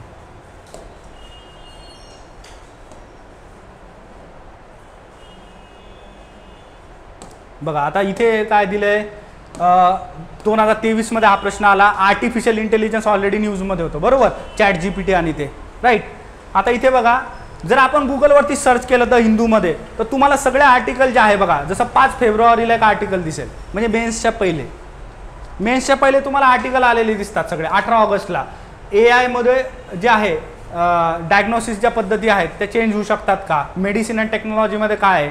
ओके, त्यानंतर बघा इथे जे आहे 17 सप्टेंबरला सुद्धा एक आर्टिकल आलेलं आहे बघा. तर असे वेगवेगळे आर्टिकल जे ते एक्झामच्या पहिले आलेले असतात आणि त्यांच्यावरतीच प्रश्न फ्रेम झालेले असतात. इथे लक्षात? बघा प्रश्न पण तोच आहे की आर्टिफिशियल इंटेलिजन्सचा क्लिनिकल डायग्नोसिसमध्ये काय उपयोग आहे, असा प्रश्न आहे. म्हणजे काय की सोर्स असे वापरायचे जे लिमिटेड असतील पण जे आपल्याला क्वालिटी डेटा देतील, म्हणजे परीक्षेमध्ये जे येणार आहे तेच आपल्याला देतील. ओके, हे आपल्याला इथे महत्त्वाचं आहे. ठीक आहे. त्याच्यानंतर दुसरा सोर्स आहे बघा याच्यासाठी, तो आहे PIBचा. ओके, प्रेस इन्फॉर्मेशन ब्युरो आहे बघा, PIB ज्याला आपण म्हणतो. ठीक आहे, PIB ही जी गव्हर्नमेंटची वेबसाईट आहे, या गव्हर्नमेंटच्या वेबसाईटवरती जाऊन तुम्हाला काय करायचं आहे, काही गोष्टी ज्या आहेत त्या वाचत राहायच्या आहेत. ओके, बऱ्याच वेळेस काहीतरी गव्हर्नमेंटची GR असतात तर ते गरज नाही वाचायची, परंतु बऱ्याच वेळेस काय होतं की काही महत्त्वाचा डाटा इथे दिला जातो. ओके, जसं आता समजा आपण इंटरनल सिक्युरिटीमध्ये जर एक प्रश्न बघितला तर इथे आपल्याला याचं एक उत्तम उदाहरण बघायला मिळेल. आता इंटरनल सिक्युरिटीमध्ये बघा एक प्रश्न विचारला गेला होता 2023ला 10 मार्कासाठी 150 शब्दासाठी. Okay, the use of unmanned arrear vehicles म्हणजे काय, आपले ड्रोन्स आहेत बघा. ओके, अनमॅन्ड एरियर व्हेकल्स म्हणजे काय, ड्रोन्स. आता ड्रोनचा वापर जो आहे हा बॉर्डरवरती वेगवेगळ्या क्रिमिनल लोकांकडून, दहशतवाद्यांकडून कशासाठी केला जातो, तस्करी करण्यासाठी केला जातो. कशाची तस्करी, ड्रग्सची असेल है ना, आर्म्स ॲम्युनेशन असेल, इलिगल कॅश आहे, ब्लॅक मनी आहे, बरोबर. फर्जी सिरीज तुम्ही पाहिली असेल है ना, ज्याच्यामध्ये नकली नोटा ज्या आहेत ते छापतात बघा, बरोबर. मग हे असे जे इश्यूज आहे कुठे होत आहे, बॉर्डरवरती होत आहे. आता बघा प्रश्न सुरू नाही झाला अजून, हे फक्त एक स्टेटमेंट आहे इथपर्यंत, सिक्युरिटीपर्यंत. Is a serious threat to the internal security. आता प्रश्न इथून सुरू झाला, कमेंटपासून. Comment on the measures being taken to tackle this threat. आता इथे काय केलेलं आहे, मेजर्स बिंग टेकन म्हणजे ऑलरेडी उपाययोजना काय केल्या, तुम्ही नका सांगू, गव्हर्नमेंटनं काय केलं ते सांगा, असा प्रश्नाचा अर्थ होतो है ना. सजेस्ट मेजर्स असा जर शब्द असता तर तुम्ही उपाययोजना सांगा, स्वतःचा ब्रेन यूज करू. पण इथे शब्द कसा आहे, comment on the measures being taken म्हणजे ऑलरेडी काय उपाययोजना झाल्या आहे ते सांगा. आता बघा हा प्रश्न कधीचा आहे, 23चा. मेन्स कधी असते, सप्टेंबर ऑक्टोबरमध्ये, बरोबर. आता बघा याच्यावरती ऑलरेडी जे बघा 28 मार्च 2023ला लोकसभेमध्ये ऑलरेडी याच्यावरती एक रिपोर्ट दिला होता, कोणी, मिनिस्टर ऑफ होम अफेअर्सनं. कुठं पब्लिश झालं आहे, PIB मध्ये. ॲज इट इज पूर्णचा पूर्ण उत्तर हे तुम्हाला 28 मार्च रोजी PIB वरती आलेलं दिसेल बघा. काय दिलेलं इथे हे बघा, steps taken by government in this regard including the following. काय काय उपाययोजना केल्या, कोणी, गव्हर्नमेंटनं. ॲज इट इज पूर्णच्या पूर्ण उत्तर जे आहे ते तुम्हाला इथे मिळेल. काय आहे का वेगळं, बरोबर. बघा काय काय केलं आहे गव्हर्नमेंटनं, BSFला जे आहे ठेवलेलं आहे, सर्व्हिलियन्स केलेलं आहे. कसं, क्लॉक सर्व्हिलियन्स आहे, पेट्रोलिंग सारखे शब्द आहे बघा, फ्लड लाईट्स आहेत, मोठ्या मोठ्या टॉर्चेस ज्या आहेत त्या ठेवलेल्या आहेत, येते लक्षात. मग इथे जे आहे बघा कंट्रोल सिस्टीम आहे, ड्रोनचा वापर केलेला आहे. ओके, इथे दिसेल बघा तुम्हाला ड्रोन ॲक्टिव्हिटीज आहेत. तर लोकल पोलीसची इथं मदत घेतलेली आहे, कॅमेराज आहेत, इन्फ्रारेड सेन्सर्स आहेत. सगळ्याचं सगळं उत्तर जे आहे ते तुम्हाला PIBच्या तिथे दिलेलं आहे. म्हणजे तुम्हाला काय करायचं आहे, तुमचा जो अटेम्प्ट आहे पुढच्या वर्षीचा, आतापासूनच तुम्हाला PIBची तयारी, म्हणजे अशा आर्टिकल्स घ्यायचे जे खरंच ज्याच्यावरती प्रश्न येऊ शकतो. ओके, तर हे इथे काय महत्त्वाचा सोर्स आहे. ओके, क्लिअर आहे तुम्हाला sources, the Hindu, the PIB. अजून याच्या व्यतिरिक्त बऱ्याच वेळेस असं होतं की काही गोष्टी कुठेच मिळत नाही. ठीक आहे, या तिन्ही ठिकाणी मिळत नाही. त्याच्यासाठी काय करायचं, डायरेक्टली जर तुम्ही सर्च केलं. ओके, समजा आता एक प्रश्न येऊन गेला होता सायन्स अँड टेकमध्ये. ठीक आहे, तुमच्या ज्या शीट्स आहेत बघा त्याच्यामध्ये एक प्रश्न असेल, जेम्स वेब स्पेस टेलिस्कोप आणि हबल स्पेस टेलिस्कोप याच्यामध्ये काय फरक आहे बघा. सापडतोय का प्रश्न, चेक करा एकदा. सायन्स अँड टेक्नॉलॉजीमध्ये एक प्रश्न येऊन गेला होता बघा.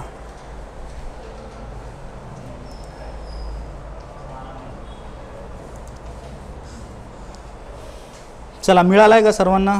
चला, करंटचा रेफरन्स कमीत येतील काय सर लेक्चर सायन्स अँड टेकच्या. नाही, करंटचा रेफरन्स येतो, सर्वात जास्त येतो, चांगला येतो, बऱ्यापैकी येतो. ओके, समजा करंट अफेअर्समध्ये ज्या काही घडामोडी घडतात तंत्रज्ञानाच्या संदर्भात, तर त्या सगळ्या करायच्या आहेत, त्या आपण शिकताना बघूयात. ओके, समजा क्वांटम कम्प्युटर्स नवीन आपण मिशन लॉन्च केलं इंडियामध्ये, मग त्याच्या संदर्भात कसा प्रश्न येतो किंवा काय ती टेक्नॉलॉजी ते सगळं आपण बघणारच आहे डिटेलमध्ये. ओके, करंट अफेअर्स करायचे. मिळाला का तुम्हाला प्रश्न सर्वांना, बरोबर. तर हा प्रश्न विचारलेला आहे. आता मला सांगा, हा मिळेल का आपल्याला इतर ठिकाणी, नाही. कुठे मिळेल हा आपल्याला, नासाच्या वेबसाईटवर मिळेल. कुठे मिळेल, नासाच्या वेबसाईटवर, येते लक्षात. मग असे जे मेजर इव्हेंट्स आहेत जगातले की जे खूप मोठ्या प्रमाणात गाजत आहे, न्यूजपेपरमध्ये येत आहे, TV वरती येत आहे, पण तुमच्याकडे त्याचा डेटाच नाही आहे, जे बाहेरच्या देशांना लॉन्च. आता S-400 आपली आहे का, तरी पण प्रश्न विचारला. ओके, जेम्स वेब आपलं आहे का, हबल स्पेस आपलं आहे का, तरी पण प्रश्न आलाय. किती मोठा आलाय बघा, येते लक्षात. मग असा जो डेटा असतो बऱ्याच वेळेस काय होतं की अदर सोर्सेस रेफर करायचे, इतर वेबसाईट्स असतील, नासाच्या असेल, ब्रिटानिकाची असेल, जी मिळाली तुम्हाला ती फक्त चेक करायचं की ऑथेंटिक आहे का नाही. ओके, मग हे सगळे काय 3 ते 4 सोर्सेस आहेत याचे मेजर, जे आपल्याला इथे फॉलो करायचे आहेत. ठीक आहे, तर ओव्हरऑल सायन्स अँड टेक्नॉलॉजीचा हा अप्रोच आहे बघा. त्याच्यानंतर आपण इंटरनल सिक्युरिटीकडे वळूयात. इंटरनल सिक्युरिटीचा काय अप्रोच आहे आणि कसे प्रश्न त्याच्यावरती येतात. ओके, तर इंटरनल सिक्युरिटीमध्ये काय, तर सेम जे आहेत पॉईंट्स आपल्याला इथे बघायला मिळतील की जे आहे इथे जो सिलेबस आहे. ओके, सिलेबस आपण डिकोड केला. त्यानंतर दुसरं अप्रोच जो आहे तो सेम असणार आहे की प्रश्न जो आहे त्याचे तुकडे करा. ओके, क्विकली थिंक करा. आणि शेवटचं जे आहे की फ्लो चार्ट वगैरे जे आहे ते तुम्हाला इथे ॲड करायचं. ठीक आहे, हा एक पॉईंट आपल्याला इथे बघायचा आहे. आता बघा इथे लक्ष द्या आता की इथे प्रश्न कसे येतात इंटरनल सिक्युरिटीमध्ये. आता तुमच्या शीटमध्ये जे तुम्हाला दिलेली आहे बघा, त्याच्यावरती ते ओपन करा. ठीक आहे, तुम्हाला एक गोष्ट कळेल, इथे काय झालेलं आहे की इंटरनल सिक्युरिटी आणि तंत्रज्ञान हे 2 विषय काय झालेले, मर्ज झालेले, एकत्र आलेले आहेत. बघा बघा बरेच प्रश्न बघा तुम्ही कसे की तंत्रज्ञानाचा वापर कसा होतो सिक्युरिटीसाठी, सायबर सिक्युरिटी म्हणजे काय है ना, ड्रोनचा वापर बॉर्डरवरती क्रिमिनल लोक करतात तस्करीसाठी, त्याच्यासाठी गव्हर्नमेंट काय करतंय येते लक्षात. मग GS3 मध्ये काय असतं की काही विषय तुम्हाला एकत्रित आलेले दिसतात. मग तुम्हाला पर्यावरण विज्ञान पण मिळेल. समजा तुम्ही सायन्स अँड टेक्नॉलॉजीमध्ये म्हटलं तर तुम्हाला पर्यावरण विज्ञानाचे पण प्रश्न तिथे मिळतील. ठीक आहे, मग हा एक अप्रोच आपल्याला इथे काय लक्षात ठेवायचा आहे. ठीक आहे, चला आता याच्यावरती प्रश्न आपण बघूयात आणि याच्यावरती फ्लो चार्ट वगैरे कसे काढता येईल ज्याच्यामुळे आपला आन्सर अजून प्रेझेंटेबल राहील. तर ती एक स्किल आपण जी आहे तिथे बघूयात. ओके, आता बघा एकदम चांगला आणि छान पद्धतीचा क्वेश्चन आहे बघा. Winning of hearts and minds in terrorism affected areas is an essential step in restoring the trust of the population. Discuss the measures adopted by the government in this respect as the part of the conflict resolution in Jammu and Kashmir. Okay, 10 मार्कासाठी प्रश्न आहे, 150 शब्दात तो लिहायचा आहे. Okay, आता बघा याच्यामध्ये काय राहतं, बेसिकली तुम्हाला काही गोष्टी महत्त्वाच्या आहेत. जसं की तुम्हाला जर कन्सेप्ट माहीत असेल, समजा जेव्हा आपण इश्यू बघू की आसाममध्ये गव्हर्नमेंट काय करतं आहे, आसामचे प्रॉब्लेम वेगळे, मणिपूरचे प्रॉब्लेम वेगळे, नागालँडचे प्रॉब्लेम वेगळे, जम्मू काश्मीरचे प्रॉब्लेम वेगळे, सगळ्या रिजन्सचे प्रॉब्लेम वेगळे आणि प्रत्येक रिजनसाठी गव्हर्नमेंटची स्ट्रॅटेजी वेगळी. गव्हर्नमेंटनं जर एक उपक्रम इथं राबवला तर तो नॉर्थ ईस्टमध्ये राबवणार नाही, नॉर्थ ईस्टमध्ये जो राबवला तो इकडे राबवणार नाही. हे आपल्याला पुढे डिटेलमध्ये अभ्यास करायचाच आहे.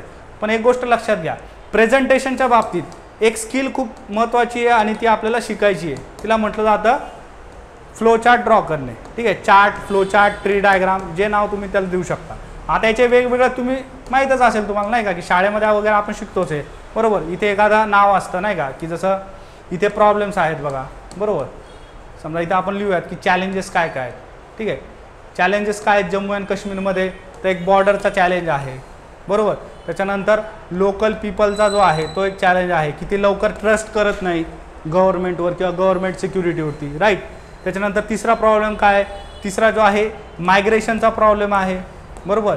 मायग्रेशन जे आहे, लोकलचे लोक स्थलांतर होतात, दुसरीकडे जातात, तिथं त्यांना प्रॉब्लेम फेस करावे लागतात. बाहेरचे लोक आतमध्ये आले ते रेफ्युजी म्हणून ओळखले जातात, त्यांचा वेगळा प्रॉब्लेम आहे बरोबर. असे 3 ॲस्पेक्ट इथं बघायला मिळतात. मग आता हे शब्दांमध्ये लिहिल्यापेक्षा डायरेक्टली जर फ्लोचार्टमधून दाखवलं तर किती सोपं आहे बरं, है ना. कारण की इंटरनल सिक्युरिटीमध्ये कसं असतं की डेटा इतका असतो की सगळे पॉईंट्स कॉमनच वाटतात, है ना. जर मी जर म्हटलं की आपल्या आर्मीने ऑपरेशन सद्भावना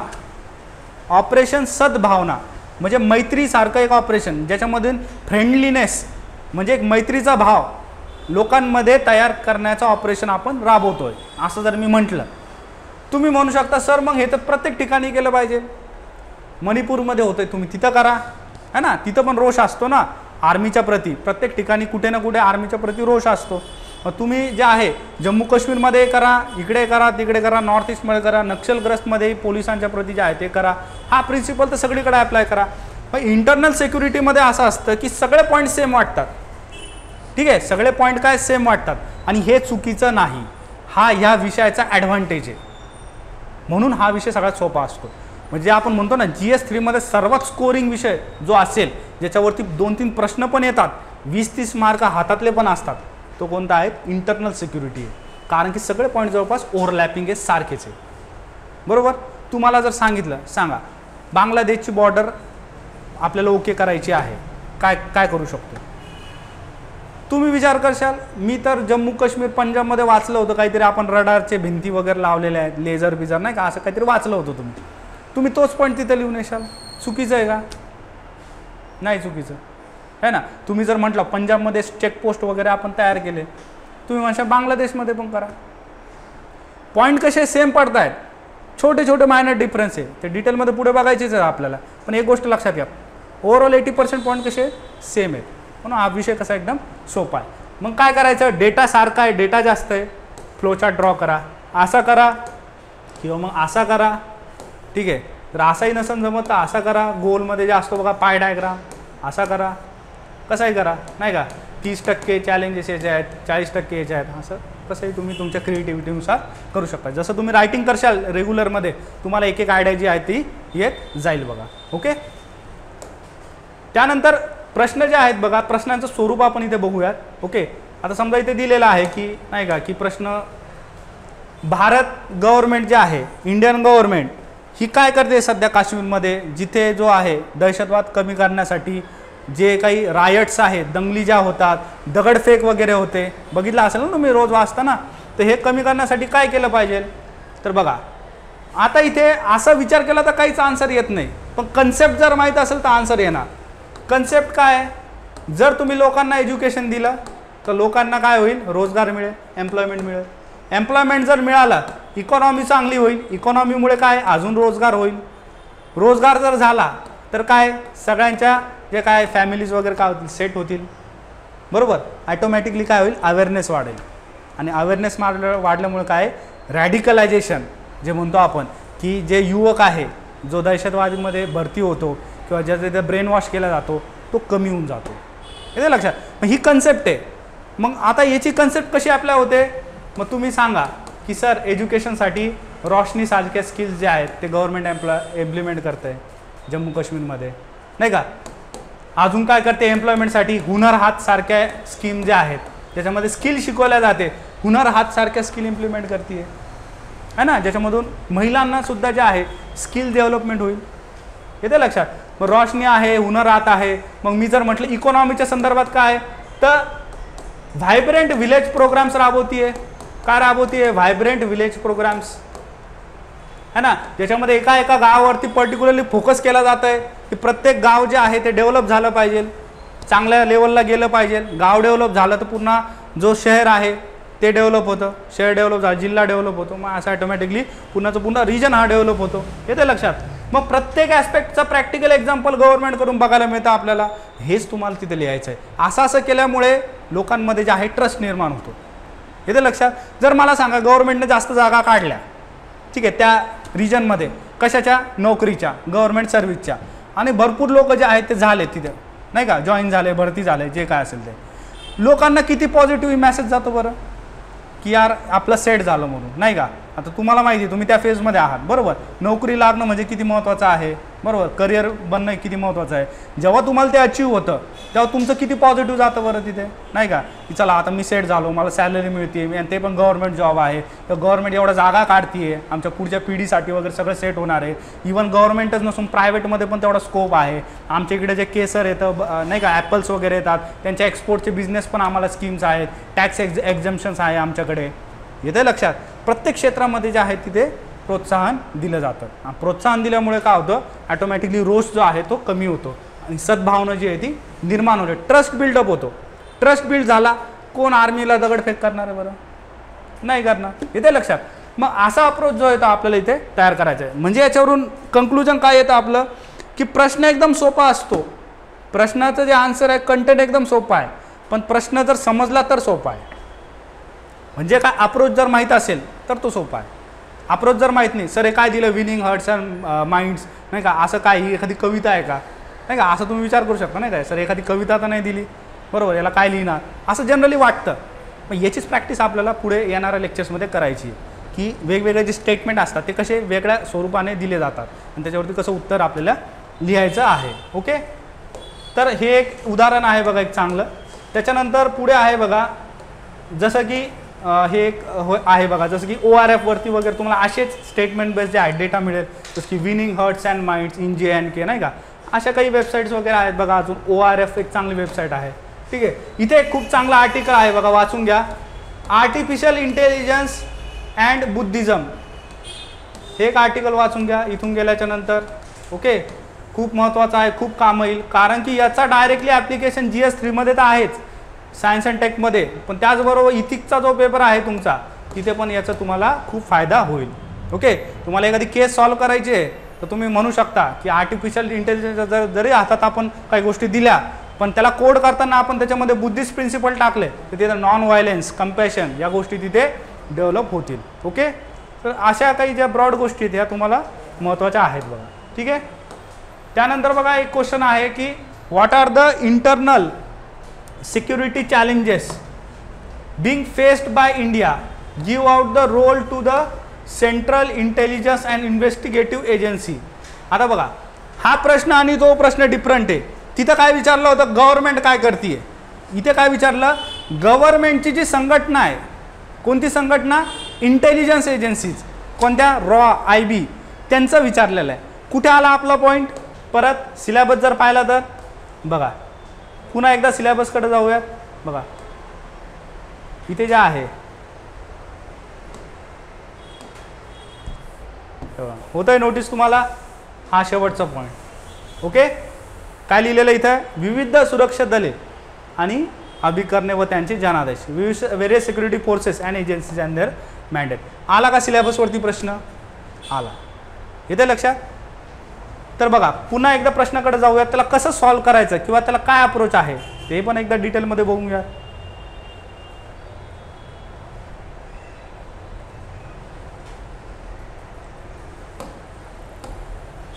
बघा आता असा जो डेटा असतो याच्यासाठी तुमचा बेस माहिती पाहिजे, म्हणजे तुमचा बेस चांगला पाहिजे. काय, रॉ काय असतं, रॉचं काम काय असतं, IB काय असतं, IBचं काम काय असतं, BSF, CISF यांचं काम काय असतं. ठीक आहे, मग याच्यावरती काय होतं, जेव्हा तुम्ही क्लास करता किंवा लेक्चर्स वगैरे करता तर हाच डेटा जो आहे तो तुम्हाला इथे दिला जातो. किंवा जेव्हा तुम्ही न्यूजपेपर रेग्युलर वाचता, कोणता न्यूजपेपर बघा, द हिंदूचा आहे. ठीक आहे, आता याच्यामध्ये असे न्यूज येतात कशा, की G20ची जी मीटिंग आहे काश्मीरमध्ये, तर याच्यामध्ये अटॅक्स, ड्रोन अटॅक्स आणि व्हेकल ब्रॉन थ्रेट्स जे आहेत ते येऊ शकतात. अशी इन्फॉर्मेशन कोणी दिली, आपल्या सिक्युरिटी एजन्सीजने दिली. त्या अटॅकला काय म्हटलं जातं, फिदाईन असं म्हटलं जातं, फिदाईन.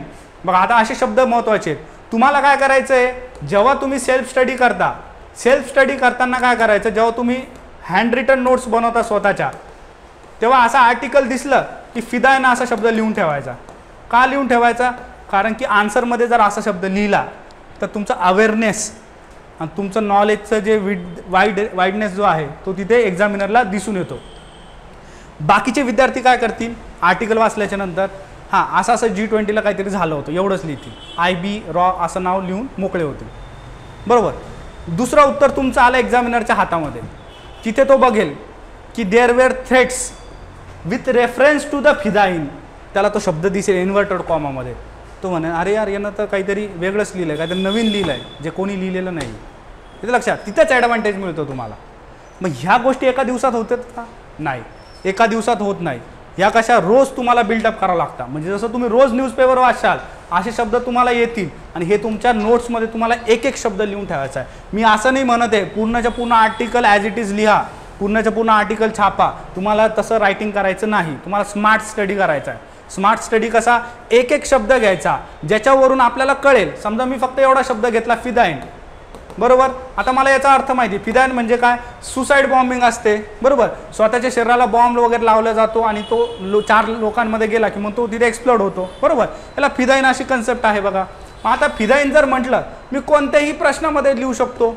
मला जर सिक्युरिटी इंटेलिजन्सवरती आला प्रश्न की IBचे कार्य सांगा, मी काय लिहेल, IBचं मुख्य कार्य आहे दहशतवादी हमला रोखणे. फॉर एक्झाम्पल फिदाईन सारखे अटॅक, तिथं माझा पॉईंट आला. बरोबर, भारत पाकिस्तानच्या बॉर्डरवरती काय करतंय उपाययोजना, बरोबर. भारताची जी लोकल पोलीस आहे ती पेट्रोलिंग करते आणि नवीन तंत्रज्ञानाच्या साहाय्याने फिदाईन सारख्या हमल्याला रोखते. कुठं उत्तर आलं माझा पॉईंट कनेक्ट झाला, तिथं पाकिस्तान बॉर्डरला. येते लक्षात. इंटरनल सिक्युरिटीमध्ये कसाही प्रश्न आला तर मला हा पॉईंट तिथे कनेक्ट करता येतो. हे स्मार्ट स्टडी तुम्हाला करायचं आहे, याच्यासाठी हे पॉईंट्स जे आहेत ते महत्त्वाचे असतात. ओके, बघा अजून पुढं काय याच्यामध्ये आर्टिकल आहे. बघा आर्टिकल तुम्हाला एक दाखवण्यासाठी की हे आर्टिकल काय असतं किंवा कसं वाचायचं, हा एक अप्रोच जो आहे तो बघूयात आपण इथे. ओके, आता बघा, आता इथे काय लिहिलेलं आहे की काउंटर फिदाईन अटॅक्स, बरोबर. पहिलेच नाव आहे बघा NSG ना. मग ह्या ज्या गोष्टी ह्या तुम्हाला जिथे आहे नोट डाऊन करायच्या आहेत बघा. ठीक आहे, बघा NSG आहे, teams will be deployed to counter fidayeen attacks, बरोबर. स्पेशल ऑपरेशन ग्रुप असा शब्द तुम्हाला बाहेर काढायचा नोट्समध्ये है ना. ड्रोन बॉर्न थ्रेट्स, कशी लँग्वेज होती, फॉर्मल लँग्वेज होती बघा आपण है ना. एखादा व्यक्ती लिहितो ड्रोन अटॅक्स, दुसरा व्यक्ती लिहितो ड्रोन बॉर्न अटॅक्स, तर तिथं थोडंसं डिफरन्स पडतो. आणि तुम्हाला ती लँग्वेज बघा इंटरव्ह्यूमध्ये पण मदत होते. जर तुमचा इंटरव्ह्यू जर इंग्लिशमध्ये असेल UPSCसाठी तुम्हाला ते ॲटोमॅटिकली हेल्प करणार आहे. ठीक आहे, त्यानंतर बघा इथे पुढे आहे की 200 मेंबर जे आहे 80 त्यापैकी जे आहे फॉरेन डेलिकेट्स है ना. Centre aims to project J&K peaceful region, मग असे शब्द आहे बघा, पीसफुल रिजन. त्यानंतर हे सेमी ऑटोनॉमस स्टेटस नाही का. अशा ज्या गोष्टी ह्या तुम्हाला याच्यामधून बाजूला काढायच्या आहेत. ठीक आहे, टुरिस्टची सुरक्षा असते नाही का. टुरिस्ट जे येतात बघा भारतामध्ये त्यांच्या सिक्युरिटीचा इश्यू असतो. ह्या छोट्या छोट्या ज्या गोष्टी ह्या तुम्हाला अशा आर्टिकलमधून किती 3 ते 4 वर्ड्स असे बाजूला निघतात. ओके, असं करत करत काय होतं की तुमचा डेटा हळूहळू हा गॅदर होत जातो. मग तोच डेटा तुम्हाला अनेक उत्तरांमध्ये वापरता येतो. असं नाही की तो वेस्ट जाणार आहे, येते लक्षात. तो प्रत्येक ठिकाणी वापरते. आता इमॅजिन करा तुम्हाला डायरेक्टली निबंध आला, एक निबंध आला तुम्हाला डायरेक्टली मोठा, भारतामध्ये सुरक्षा प्रति जे आहे विविध चॅलेंजेस सांगा, असा तुम्हाला निबंधच आला direct. India security challenges prospects and measures असं जर तुम्हाला टायटल आलं, किती भारी होईल बरं. कारण तुम्ही ऑलरेडी सगळं तयार करून ठेवलं आहे. म्हणजे फ्रीमध्ये मार्क्स आहे डायरेक्ट तुम्हाला, फ्री, काहीच एक्स्ट्रा करायची गरज नाही. निबंधाला नाही, काही नाही, काही नाही, काही नाही. हे तर असा तो स्टडी जो आहे कुठे ना कुठे तो आपल्याला रिवॉर्ड देतो. ओके, तर हे ते महत्त्वाचं आहे. त्यानंतर त्याच आर्टिकलमध्ये बघा द हिंदूच्या तुम्हाला असे मॅप्स पण मिळतील. आता हे पुढचं पेज आहे बघा त्याचं, तुम्ही जेव्हा स्क्रॉल करता ती न्यूज तुम्हाला हा मॅप बघायला मिळतो. मग आता असे जेव्हा प्रश्न येतात की हे इंटेलिजन्स एजन्सी काय करताय, फिदाईन वगैरे रोखताय, तुम्ही हा मॅप जो आहे तो तुमच्या नोट्समध्ये ड्रॉ करून ठेवू शकता. याला कॉपी करायचं, इथे जे आहे हे लोकेशन्स लिहून ठेवायचे, जम्मू एअर आहे, ड्रोन अटॅक्स यूज, असे पॉईंट्स जे आहेत ते तिथे नोट डाऊन करून ठेवायचे. झालं, एकदम उत्तम दर्जाचं तुमचं प्रेझेंटेशन जे आहे आन्सर रायटिंग एक्झामिनरला दिसतं, आउट ऑफ मार्क्स मिळतात आणि तुम्ही इझिली पुढे निघतात. ओके, त्यानंतर पुढचा प्रश्न आहे बघा, what are the different elements of cyber security.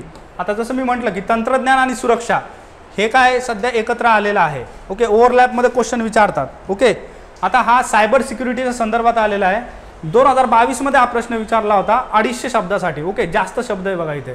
तर आता इथे काय की इथे सुद्धा तुकडे करायची आपल्याला गरज आहे की सायबर सिक्युरिटीचे काय काय पैलू असतात ते सांगायचं. त्यानंतर keeping in view the challenges of cyber security, examine the extent to which India has successfully developed a national cyber security strategy. मग आपली जी स्ट्रॅटर्जी आहे, आपली जी पॉलिसी 2013ची, तिच्याबद्दल माहिती द्यायची आहे. हा 50% पार्ट. आणि पहिला 50% पार्ट कोणता आहे की सायबर सिक्युरिटीचे पैलू काय असतात. आता हा इतका इझी क्वेश्चन आहे की रेग्युलर लाईफमध्ये तुम्ही अभ्यास जरी नाही केला तरी तुम्हाला माहीत राहते की सायबर सिक्युरिटी म्हणजे चॅलेंजेस काय काय आहे ना. आता बघा इस्रायलचं माहिती तुम्हाला, पेगासस नावाचं स्पायवेअर होतं, बरोबर. वेगवेगळे रॅन्समवेअर असतात, मालवेअर असतात, राईट. वेगवेगळे व्हायरस असतात, मोबाईलमध्ये जातात, स्कॅम होतात. कोणकोणते स्कॅम होतात बरं मोबाईलच्या संदर्भात. एक सिम कार्डचा स्कॅम होतो है ना. सिम कार्ड जो आहे तो दुसऱ्याच्या नावावरती घेतला जातो, ते एक स्कॅम होतो. अजून कोणता स्कॅम होतो, चार्जिंगचा स्कॅम होतो. रेल्वे स्टेशन, पब्लिक स्पेसमध्ये जर तुम्ही वायफाय वापरलं, चार्जिंग वापरलं, तिथून सुद्धा जो आहे व्हायरस जाऊ शकतो, असे स्कॅम होतात, राईट. त्यानंतर अजून काय होतं सांगा, एखादं उदाहरण सांगा. काय अजून सायबर सिक्युरिटीचे पैलू सांगा बरं. हां, हॅकिंग आहे. Yes, very good. हॅकिंग एक चांगलं जे आहे बघा पॉईंट आहे. हॅकिंग कोणाकडून केलं जातं? हॅकिंग करणं चुकीचं नाही आहे, पण जर तुम्ही चुकीच्या इंटेन्शननं त्रास पोहोचवण्यासाठी जर तुम्ही हॅकिंग करताय तर ते चुकीचं असतं. ओके, चला अजून. येस, डाटा लीक होणे, डाटा प्रायव्हसी वगैरे हा खूप मोठा इश्यू आहे बघा इंडियामध्ये सध्या. Very good. अजून सांगा, इकडे सांगा एक. चला विचार करा, सायबर सिक्युरिटी म्हणजे काय? असं होतं का की ट्रॉल केलं जातं बाबा युवकांना किंवा लहान मुलांना? होतं का असं? अशी न्यूज वाचली का तुम्ही की लहान मुलगा खेळता खेळता त्याच्या आजोबाचे त्यानं 2-3 लाख रुपये गेममध्ये बुडून टाकले? हां, ऐकलं आहे का असं? बरोबर. कसं काय होतं बरं असं ॲटोमॅटिक? म्हणजे तो कोणाशी तरी बोलतोय नाही का पबजीचा गेम खेळताना, आणि त्याला तिथून सांगण्यात येतं आहे की हे असं असं तू विकत घे किंवा मला ट्रान्सफर कर, नाही का? मग लहान मुलांना टार्गेट केलं जातं, जे पहिले शक्य नव्हतं. बरोबर. मग सायबरचं माध्यम आल्यामुळे काय झालं की लहान मुलांना टार्गेट करणं काय झालं, शक्य झालं. महिलांवरती जे हां, येस, हनी ट्रॅपचा लय मोठा इश्यू आहे बघा. बरोबर, हनी ट्रॅपचा एक लय मोठा इश्यू आहे. मग तेच आहे की महिला संबंधितचे जे काही गुन्हे आहेत ते सुद्धा वाढलेले आहेत. बरोबर. सायबरमध्ये हॅरेसमेंट होणे, ट्रोलिंग होणे, डीप फेक आलेलं आहे बघा. बरोबर. कोणत्याही महिलावरती जेव्हा चित्रीकरण जे आहे ते रिप्लेस केलं जातं तेव्हा त्याच्यामधून पण क्राईम होतात, सुसाईड करतात बघा. बरोबर. असे वेगवेगळे सिक्युरिटी चॅलेंजेस आहेत जे फक्त राष्ट्रीय स्तरावरती नाही तर लोकल स्तरावरती पण आहेत. हे आपल्याला बघायला मिळतात. मग याच्यासाठी सायबर स्ट्रॅटर्जी आहे आपली, आणि या स्ट्रॅटर्जीमध्ये वेगवेगळे पैलू सांगितलेले आहे, वेगवेगळे नियम आहेत, वेगवेगळ्या गोष्टींना इथं काय केलं जातं, रेग्युलेट केलं जातं, कंट्रोलमध्ये ठेवलं जातं. की जसं तुम्ही बघितलं असेल आता हा जो गेम आहे बघा पबजीचा, त्याला काहीतरी लिमिट आहे 6 का 8 घंट्याची, की तेवढंच तुम्ही त्याला खेळू शकता, त्याच्यावरती अलाउड नाही आहे. येते लक्षात? असं काय केलं आहे बरं? सिक्युरिटी, पर्सनल हेल्थ आहे त्याच्यामागं नियम. बरोबर. किंवा जे काही रम्मी सर्कल सारखे जे काही ॲप्स आहेत जे तुम्हाला ऑनलाईन बेटिंगसाठी प्रवृत्त करतात, बरोबर, यांना प्ले स्टोअरमध्ये ठेवलं आहे का? नाही ठेवलं. प्ले स्टोअरमध्ये नाही, तुम्हाला बाहेरून ते इन्स्टॉल करावं लागतं. इथे लक्षात? म्हणजे गव्हर्नमेंटनं पहिले काय टिकटॉक सारखे ॲप काय आहे काढून टाकलेले आहे. ओके. मग अशा गोष्टी ज्या आहेत बघा, वेगवेगळे जे पैलू आहेत ते सायबर सिक्युरिटीचे इथे आहेत. Okay, strategy. ठीक आहे. मग आता याच्यामध्ये बघा नवीन जर आपल्याला करंट, जसं ऑनलाईनमध्ये एक प्रश्न आला होता की करंट किती महत्त्वाचं आहे असे उत्तर लिहिताना, तर कसं महत्त्वाचं आहे बघा. आता समजा हे आर्टिकल एक आलं होतं 2023मध्ये आलेलं आहे बघा, डिसेंबरच्या. तर इथे सांगितलं आहे की AI मुळे सायबर सिक्युरिटी हे कसं बदललेलं आहे, म्हणजे पॉझिटिव्ह पण इम्पॅक्ट झाला आणि निगेटिव्ह पण इम्पॅक्ट झाला. मग अशा दृष्टिकोनातून तुम्हाला करंटची जोड तुमच्या उत्तरामध्ये द्यायची. जेव्हा तुम्हाला सेम प्रश्न येतो की सांगा सायबर सिक्युरिटीचे पैलू सांगा, सगळ्यात पहिला पॉईंट कोणता पाहिजे? AIचा पाहिजे. काय AIचा पाहिजे? का तोच न्यूजमध्ये सर्वात जास्त है ना. मग AIमध्ये काय सांगितलं इथे आर्टिकलमध्ये? दोन्ही परिणाम आहेत, पॉझिटिव्ह पण आणि निगेटिव्ह पण. काय एक पॉझिटिव्ह एक निगेटिव्ह परिणाम सांगा बरं, लॉजिकली विचार करा. AI मुळे काय एक पॉझिटिव्ह परिणाम आणि काय एक निगेटिव्ह होऊ शकतो? फ्रॉड कॉल ॲक्सेप्ट करत नाही. Very good. ठीक आहे. ट्रू कॉलर सारखे जे काही ॲप्स आहेत बघा, यांनी काय केलं, त्यांच्यामध्ये स्वतःची AI सिस्टीम डेव्हलप केली. त्याच्यामध्ये ऑटोमॅटिकली रिजेक्ट होतात कम्प्युटरचे, कंपनीचे कॉल, स्पॅम कॉल्स, कॉल सेंटरवाले जे आहेत ते डिलीट होतात. Very good. ठीक आहे. स्पॅमिंग जे आहे बघा ती इथे रिजेक्ट होते. Very good. चला एक निगेटिव्ह पॉईंट सांगा. काय सोपं झालं आहे आता AI मुळे? डीप फेक वगैरे बघा, डीप फेकच्या केसेस झालेल्या आहेत. बरोबर. चला डीप फेक तर कॉमन आहे, अजून काय झालं आहे सांगा. चला विचार करा, काय शक्य झालं आहे AI मुळे ज्याचा निगेटिव्ह इम्पॅक्ट आपल्याला बघायला मिळतो आहे? चॅटबॉक्समध्ये कमेंट करा बरं. चला कोण कोण आहेत ऑनलाईन? कमलेश, सौरभ, त्यानंतर विनोद, पूर्वा, सुशील, मदन, पल्लवी. चला कमेंट करा. नेगेटिव्ह इम्पॅक्ट सांगा एक. नाही, आता तो डिबेटचा इश्यू आहे. ठीक आहे, तो एसेमध्ये येणार. ठीक आहे, तो एसेमध्ये येतो.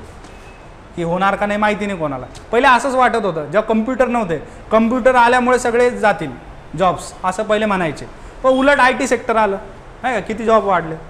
ठीक आहे, तो डिबेटचा भाग आहे. याचं सांगा एक नेगेटिव्ह इम्पॅक्ट सांगा. चला विचार करा. एक कमेंट आलेली आपल्याकडे व्हॉइस क्लोन. आता व्हॉइस क्लोन वगैरे पण हे डीप फेकमध्येच आहे, म्हणजे voice fake, deep fake, video fake, ठीक आहे, फोटो फेक्स, ते सगळे नाव आहेत ते त्याच्यामध्येच येतात बघा. ठीक आहे. एम्प्लॉयमेंटचा थ्रेट तो डिबेटेबल इश्यू आहे. काम फास्ट होतं. कोणतं काम फास्ट होतं? नोट्स काढायचं. हां ठीक आहे. अमंग एम्प्लॉईज फॉल्स आणि इरिलेव्हंट. हां ठीक आहे, हा एक खूप चांगला पॉईंट सांगितला बघा. कोण आहे ते? सुशील यांनी जे आहे बघा, ठीक आहे, आपले ऑनलाईन विद्यार्थी, त्यांनी चांगला पॉईंट सांगितला आहे की फेक इन्फॉर्मेशन खूप स्प्रेड होते. खूप महत्त्वाचा पॉईंट आहे आणि इतका चांगला पॉईंट सांगितला आहे बघा, एकदम हाय लेवलचा पॉईंट आहे बघा. आता कनेक्शन बघा कसं आहे. आता इमॅजिन करा एक एआयला असं कोड केलेलं आहे की विशिष्ट इनपुट आले की विशिष्ट रिस्पॉन्स द्यायचा. म्हणजे काय? फेसबुक आहे. फेसबुक पुन्हा एका नागरिकाने, एक व्यक्ती बघा, एक नागरिक याने एक कमेंट केली की मला एक्स पार्टी आवडत नाही, ही एक्स पार्टी जी आहे पॉलिटिकल पार्टी चुकीची आहे, असं त्यानं काहीतरी कमेंट केलं.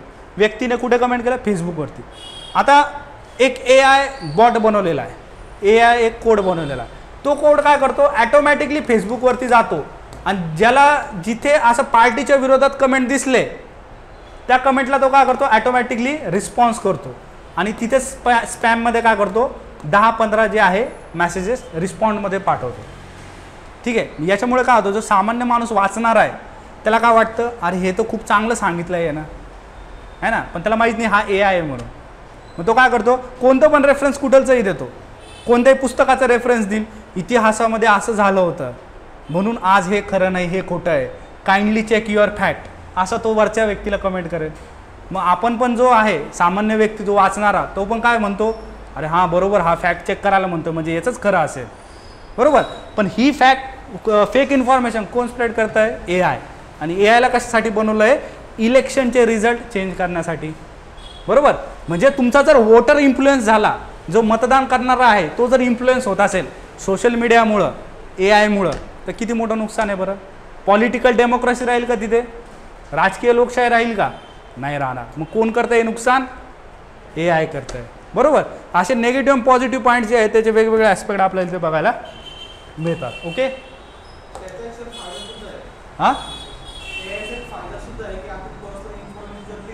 हां पर्सनल इन्फॉर्मेशन. हां हां ओके, रिकवर करू शकतो.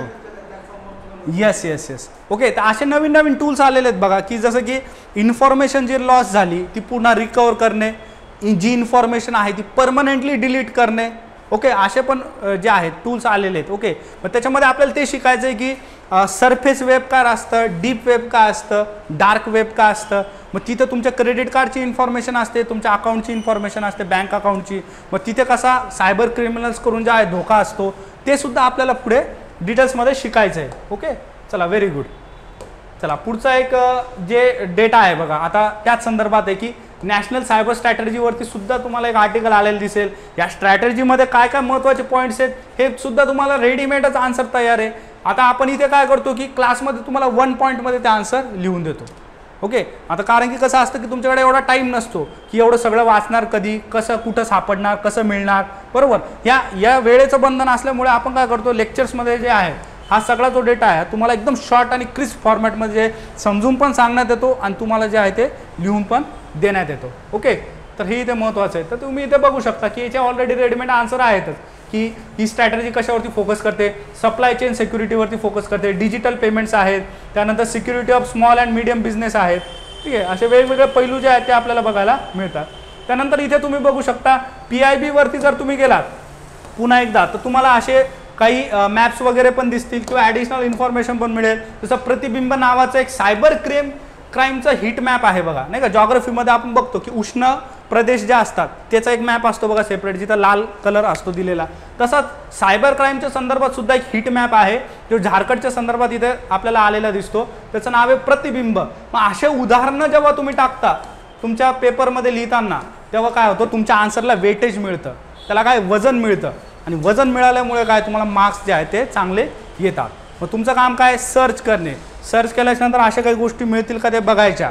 ओके, क्लासमध्ये जे आहेत त्याला त्या कुठे लिंक होतात का त्यासुद्धा इथे आपण चेक करायच्या. ठीक आहे, तर ओव्हरऑल हे याच्यासाठी आहे की तुम्हाला किती मोठा डेटा जो आहे तो अवांतर वाचनासाठी पण अवेलेबल आहे आणि त्याचबरोबर जे आहे बाकीच्या गोष्टी पण ज्या आहेत त्या इथे लिंक करता येतात. ओके, चला, I have been through it that's why personal privacy issues falls and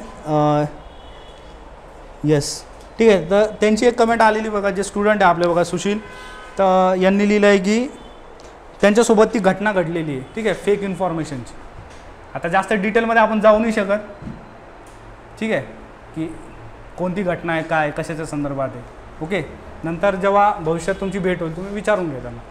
okay, चला, त्याच्यानंतर शेवटचा पार्ट आहे बघा याच्यामध्ये, तो आहे एक्सपेक्टेड क्वेश्चन. आता असं होतं का की जे मागच्या 5 वर्षात आले तेच पुन्हा रिपीट होतील? नाही. मग आपला एक ॲस्पिरंट म्हणून किंवा एक चांगला एक सिन्सिअर कॅन्डिडेट म्हणून आपली एक ड्युटी काय की आपल्याला एक्सपेक्टेड क्वेश्चन्स आहे काय ते सुद्धा आपल्याला कळाले पाहिजे, तो सेन्स आपला आला पाहिजे. असे प्रश्न जे कधीच विचारलेले नाही. ओके, मग कसे येऊ शकतात असे प्रश्न? एक तर सिलेबसवरती डायरेक्टली येतीलच, ते तर तुम्ही प्रिपेअर करशाल, पण असे प्रश्न जे कोणालाच येणार नाही ते कसे असू शकतात? इंटरलिंकिंगवाले असू शकतात. कसे? इंटरलिंक झालेले. म्हणजे जेव्हा 2 विषय हे एकत्र जे आहे जोडले जातात आणि त्यांना बनवून जो प्रश्न तयार होतो त्याला आपण म्हणतो इंटरलिंकिंग ऑफ द टॉपिक्स. आणि असे जे टॉपिक्स असतात, प्रश्न जे असतात त्याला कोणी प्रिपेअर नसतं. ओके, जसं मी जर तुम्हाला विचारलं ड्रोनचा फायदा डिझास्टर मॅनेजमेंटसाठी कसा केला जाईल सांगा. बरोबर, डिझास्टर तुम्हाला माहिती आहे राईट, भूकंप असेल, पूर असेल, बरोबर, उष्माघात आहे, वेगवेगळे डिझास्टर्स आहेत. ड्रोनचा वापर कसा केला जाईल बघा. काय केलं इथं आपण? डिझास्टर मॅनेजमेंट टॉपिक आणि टेक्नॉलॉजी टॉपिक याला एकत्र आणलं आणि नवीन प्रश्न फ्रेम केला. असे प्रश्नांची जी प्रॅक्टिस आहे ती आपल्याला येत्या काळामध्ये करायची आहे. डिटेल्स जे आहेत कसं यांना टॉपिक जे आहे कसे या आन्सर्स आपण अप्रोच करायचे हे सुद्धा आपल्याला पुढे बघायचं आहे. ठीक आहे, तर बघा इंटरलिंकिंग डिझास्टर अँड टेक्नॉलॉजी आहे. अजून काय येऊ शकतं याच्यामध्ये? समजा व्हॅक्सिन डेव्हलपमेंट आहे, बरोबर, व्हॅक्सिन डेव्हलपमेंट, आणि इथे भारताचे स्पेस मिशन म्हणजे लस तयार करणे आणि भारताचे अंतराळवरील जे काही उपक्रम आहेत यांचा संबंध काय आहे का? संबंध सांगा बरं, कसा वाटतो बरं प्रश्न है ना? म्हणजे असा प्रश्न वाचायला मिळत नाही कुठे, पण तो आपल्याला तयार होऊ शकतो. कसा होऊ शकतो? व्हॅक्सिन्समुळं काय आहे की अंतराळमध्ये जाणारे जे काही आपले स्पेस जो प्रोग्राम आहे बघा आपला गगनयान जो येणार आहे, बरोबर, ज्याच्यामध्ये आपण जे व्यक्ती जे आहेत ते आपण स्पेसमध्ये पाठवणार आहे, बरोबर, स्पेस स्टेशनवरती, तर त्यांना जे आहे व्हॅक्सिन डेव्हलपमेंटमुळे काय व्हॅक्सिन रिसर्च करता येईल. स्पेसमध्ये जाऊन काय करता येईल? याच्यावरती शोध घेता येईल, रिसर्च करता येईल. कशाची? व्हॅक्सिनची. त्याच्यानंतर स्वतः ते व्हॅक्सिन घेऊन जे आहे विविध रोगांपासून जे आहे ते सुरक्षित राहतील. हा एक आपल्याला याच्यामध्ये अप्रोच सापडतो. ठीक आहे, त्याच्यानंतर व्हॅक्सिनमध्ये जे काही विषाणू किंवा जीवाणू आहे तर हे जीवाणू वरच्या स्पेसमध्ये जीवित राहू शकतात का? तर हाही शोध घेता येईल. समजा भविष्यामध्ये अशी परिस्थिती आली अजून 200 वर्षानंतर की पृथ्वी सोडून जावं लागलं आणि डायरेक्ट मंगळावरती आता स्थायी व्हायचं आहे कोणाला? पृथ्वीवासांना. तर त्या केसमध्ये तिथे सजीव राहू शकतो का? जगू शकतो का? सुरुवात कशापासून होईल? जीवाणूपासून होईल. जीवाणू जर जगू शकतो म्हणजे दुसरेही प्राणी जगू शकतात, मग दुसरे प्राणी जगू शकतात म्हणजे मनुष्य पण जगू शकतो. असे संशोधन चालू आहे सध्या जे आहे असे संशोधन चालू आहे. याच्या संदर्भात अशी एक न्यूज आहे बघा, स्पेस मायनिंग माहिती आहे का तुम्हाला? आता बघा उत्खनन जे आहे आपण जे म्हणतो मायनिंग कशाची करतो आपण? सोनं असेल, बरोबर, लोहा असेल, आयरन, गोल्ड, बरोबर, वेगवेगळे जे आपले मिनरल्स आहेत त्याचे आपण मायनिंग करत असतो, बरोबर, कोळसा असेल. पण स्पेसमध्ये जाऊन मायनिंग करण्याची आवश्यकता आहे का किंवा करू शकतो का? असा एक डिबेटचा प्रश्न आहे. कोणी काढला होता? इलॉन मस्क यांनी काढला होता, बरोबर. ॲस्टेरॉइड माहिती आहे तुम्हाला? ॲस्टेरॉइड, बरोबर. ॲस्टेरॉइड जो आहे, ॲस्टेरॉइडला जर आपण एखादं यान जे आहे, यान जर आपण तिथे स्पेसशिप तर तिथे आपण तिथे लॉन्च केली आणि तिथं जर आपण उत्खनन सुरू केलं मायनिंग, तर आपल्याला काय आहे इतके महत्त्वाचे मेटल्स म्हणजे इतके महाग ज्याची व्हॅल्यू इकॉनॉमीमध्ये खूप जास्त आहे असे आपल्याला तिथून मिळू शकता. अजून काही रिसोर्सेस मिळतील का तिथून, अजून काही गॅस मिळेल का तिथून, असे वेगवेगळे जे शोध आहे बघा, डिबेट्स जे आहेत ते सध्या चालू आहेत बघा. ओके, मग असे प्रश्न जे आहेत ते सुद्धा एक्सपेक्टेड आहे आपल्याला. त्याच्यानंतर दुसरा एक एक्सपेक्ट आहे बघा, असे प्रश्न आतापर्यंत विचारलेले नाही कसे की रोल ऑफ वुमेन काय आहे. ओके, आणि त्यांचं पार्टिसिपेशन कशामध्ये, आर्म फोर्सेसमध्ये, असा प्रश्न नाही आलेला अजून. हा एक तुम्ही एक्सपेक्ट करू शकता. त्याच्यानंतर तंत्रज्ञानामध्ये विमेनचं एम्पॉवरमेंट कसं होतं, महिलांचं सशक्तीकरण कसं होतं, असा प्रश्न येऊ शकतो. किंवा महिलांचा सहभाग किती महत्त्वाचा आहे, किंवा महिलांचा सहभाग का असावा कशामध्ये, तंत्रज्ञानामध्ये, हेही सुद्धा तुम्हाला विचारलं जाऊ शकतं. Why women's participation is essential in the development fields of technology. येतं लक्षात. असे प्रश्न तुम्हाला काय एक्सपेक्टेड आहे. मग असे प्रश्न येऊन गेलेले नाही ते आपण जे आहे ते लिहू शकतो. ओके, असे जे प्रश्न आहेत ते आपल्याला इथे प्रॅक्टिस करायचे आहे. येणाऱ्या सेशन्समध्ये जे आहे बघा, आपण टेक्नॉलॉजीपासून सुरू करूयात. टेक्नॉलॉजीनंतर इंटरनल सिक्युरिटी जे आहे ते आपण बघूयात. टेक्नॉलॉजी बघताना आपण एक एक जो सिलेबसचा पॉईंट आहे प्रत्येक टॉपिक आपण डिटेलमध्ये बघूयात. कोणत्या टेक्नॉलॉजी न्यूजमध्ये आहे एका वर्षापासून, कोणता डेटा महत्त्वाचा आहे, कशावरती प्रश्न येऊ शकतो, कसे प्रश्न लिहायचे, कसे उत्तरं लिहायचे, ते सुद्धा आपल्याला बघायचं आहे. आता बघा, मी तर शब्द उच्चार काय केला, कसे प्रश्न लिहायचे आणि कसे उत्तर लिहायचे, दोन्ही मी शब्द प्रयोग केले. का, कारण की तुम्हाला जर प्रश्न बनवता आला, if you can make the question you can easily make the answer. हा एक नियम लक्षात ठेवा. ओके, कारण की एक्झाममध्ये क्वेश्चन बनवणारा सुद्धा एक व्यक्तीच आहे. ओके, तो पण GSच वाचतो, तोही सुद्धा तोच डेटा वाचतो जो तुम्ही वाचता, बरोबर. फक्त त्याच्यामध्ये स्किल काय, प्रश्न बनवण्याची.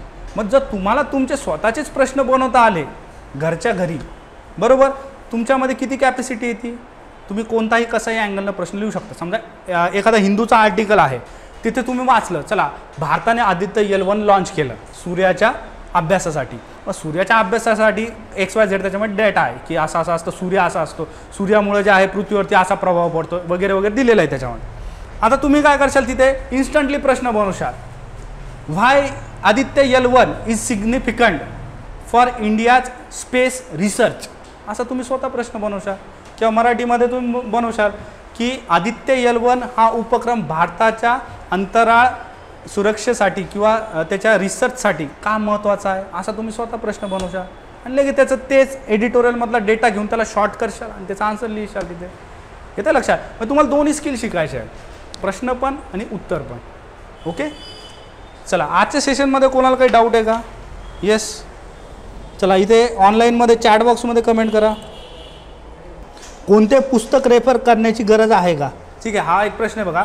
आता याच्यासाठी काय आहे की मी सजेस्ट केलं की पुस्तकातून तुम्हाला प्रश्न येत नाही. ठीक आहे, पुस्तक नका रेफर करू, न्यूजपेपर रेफर करा.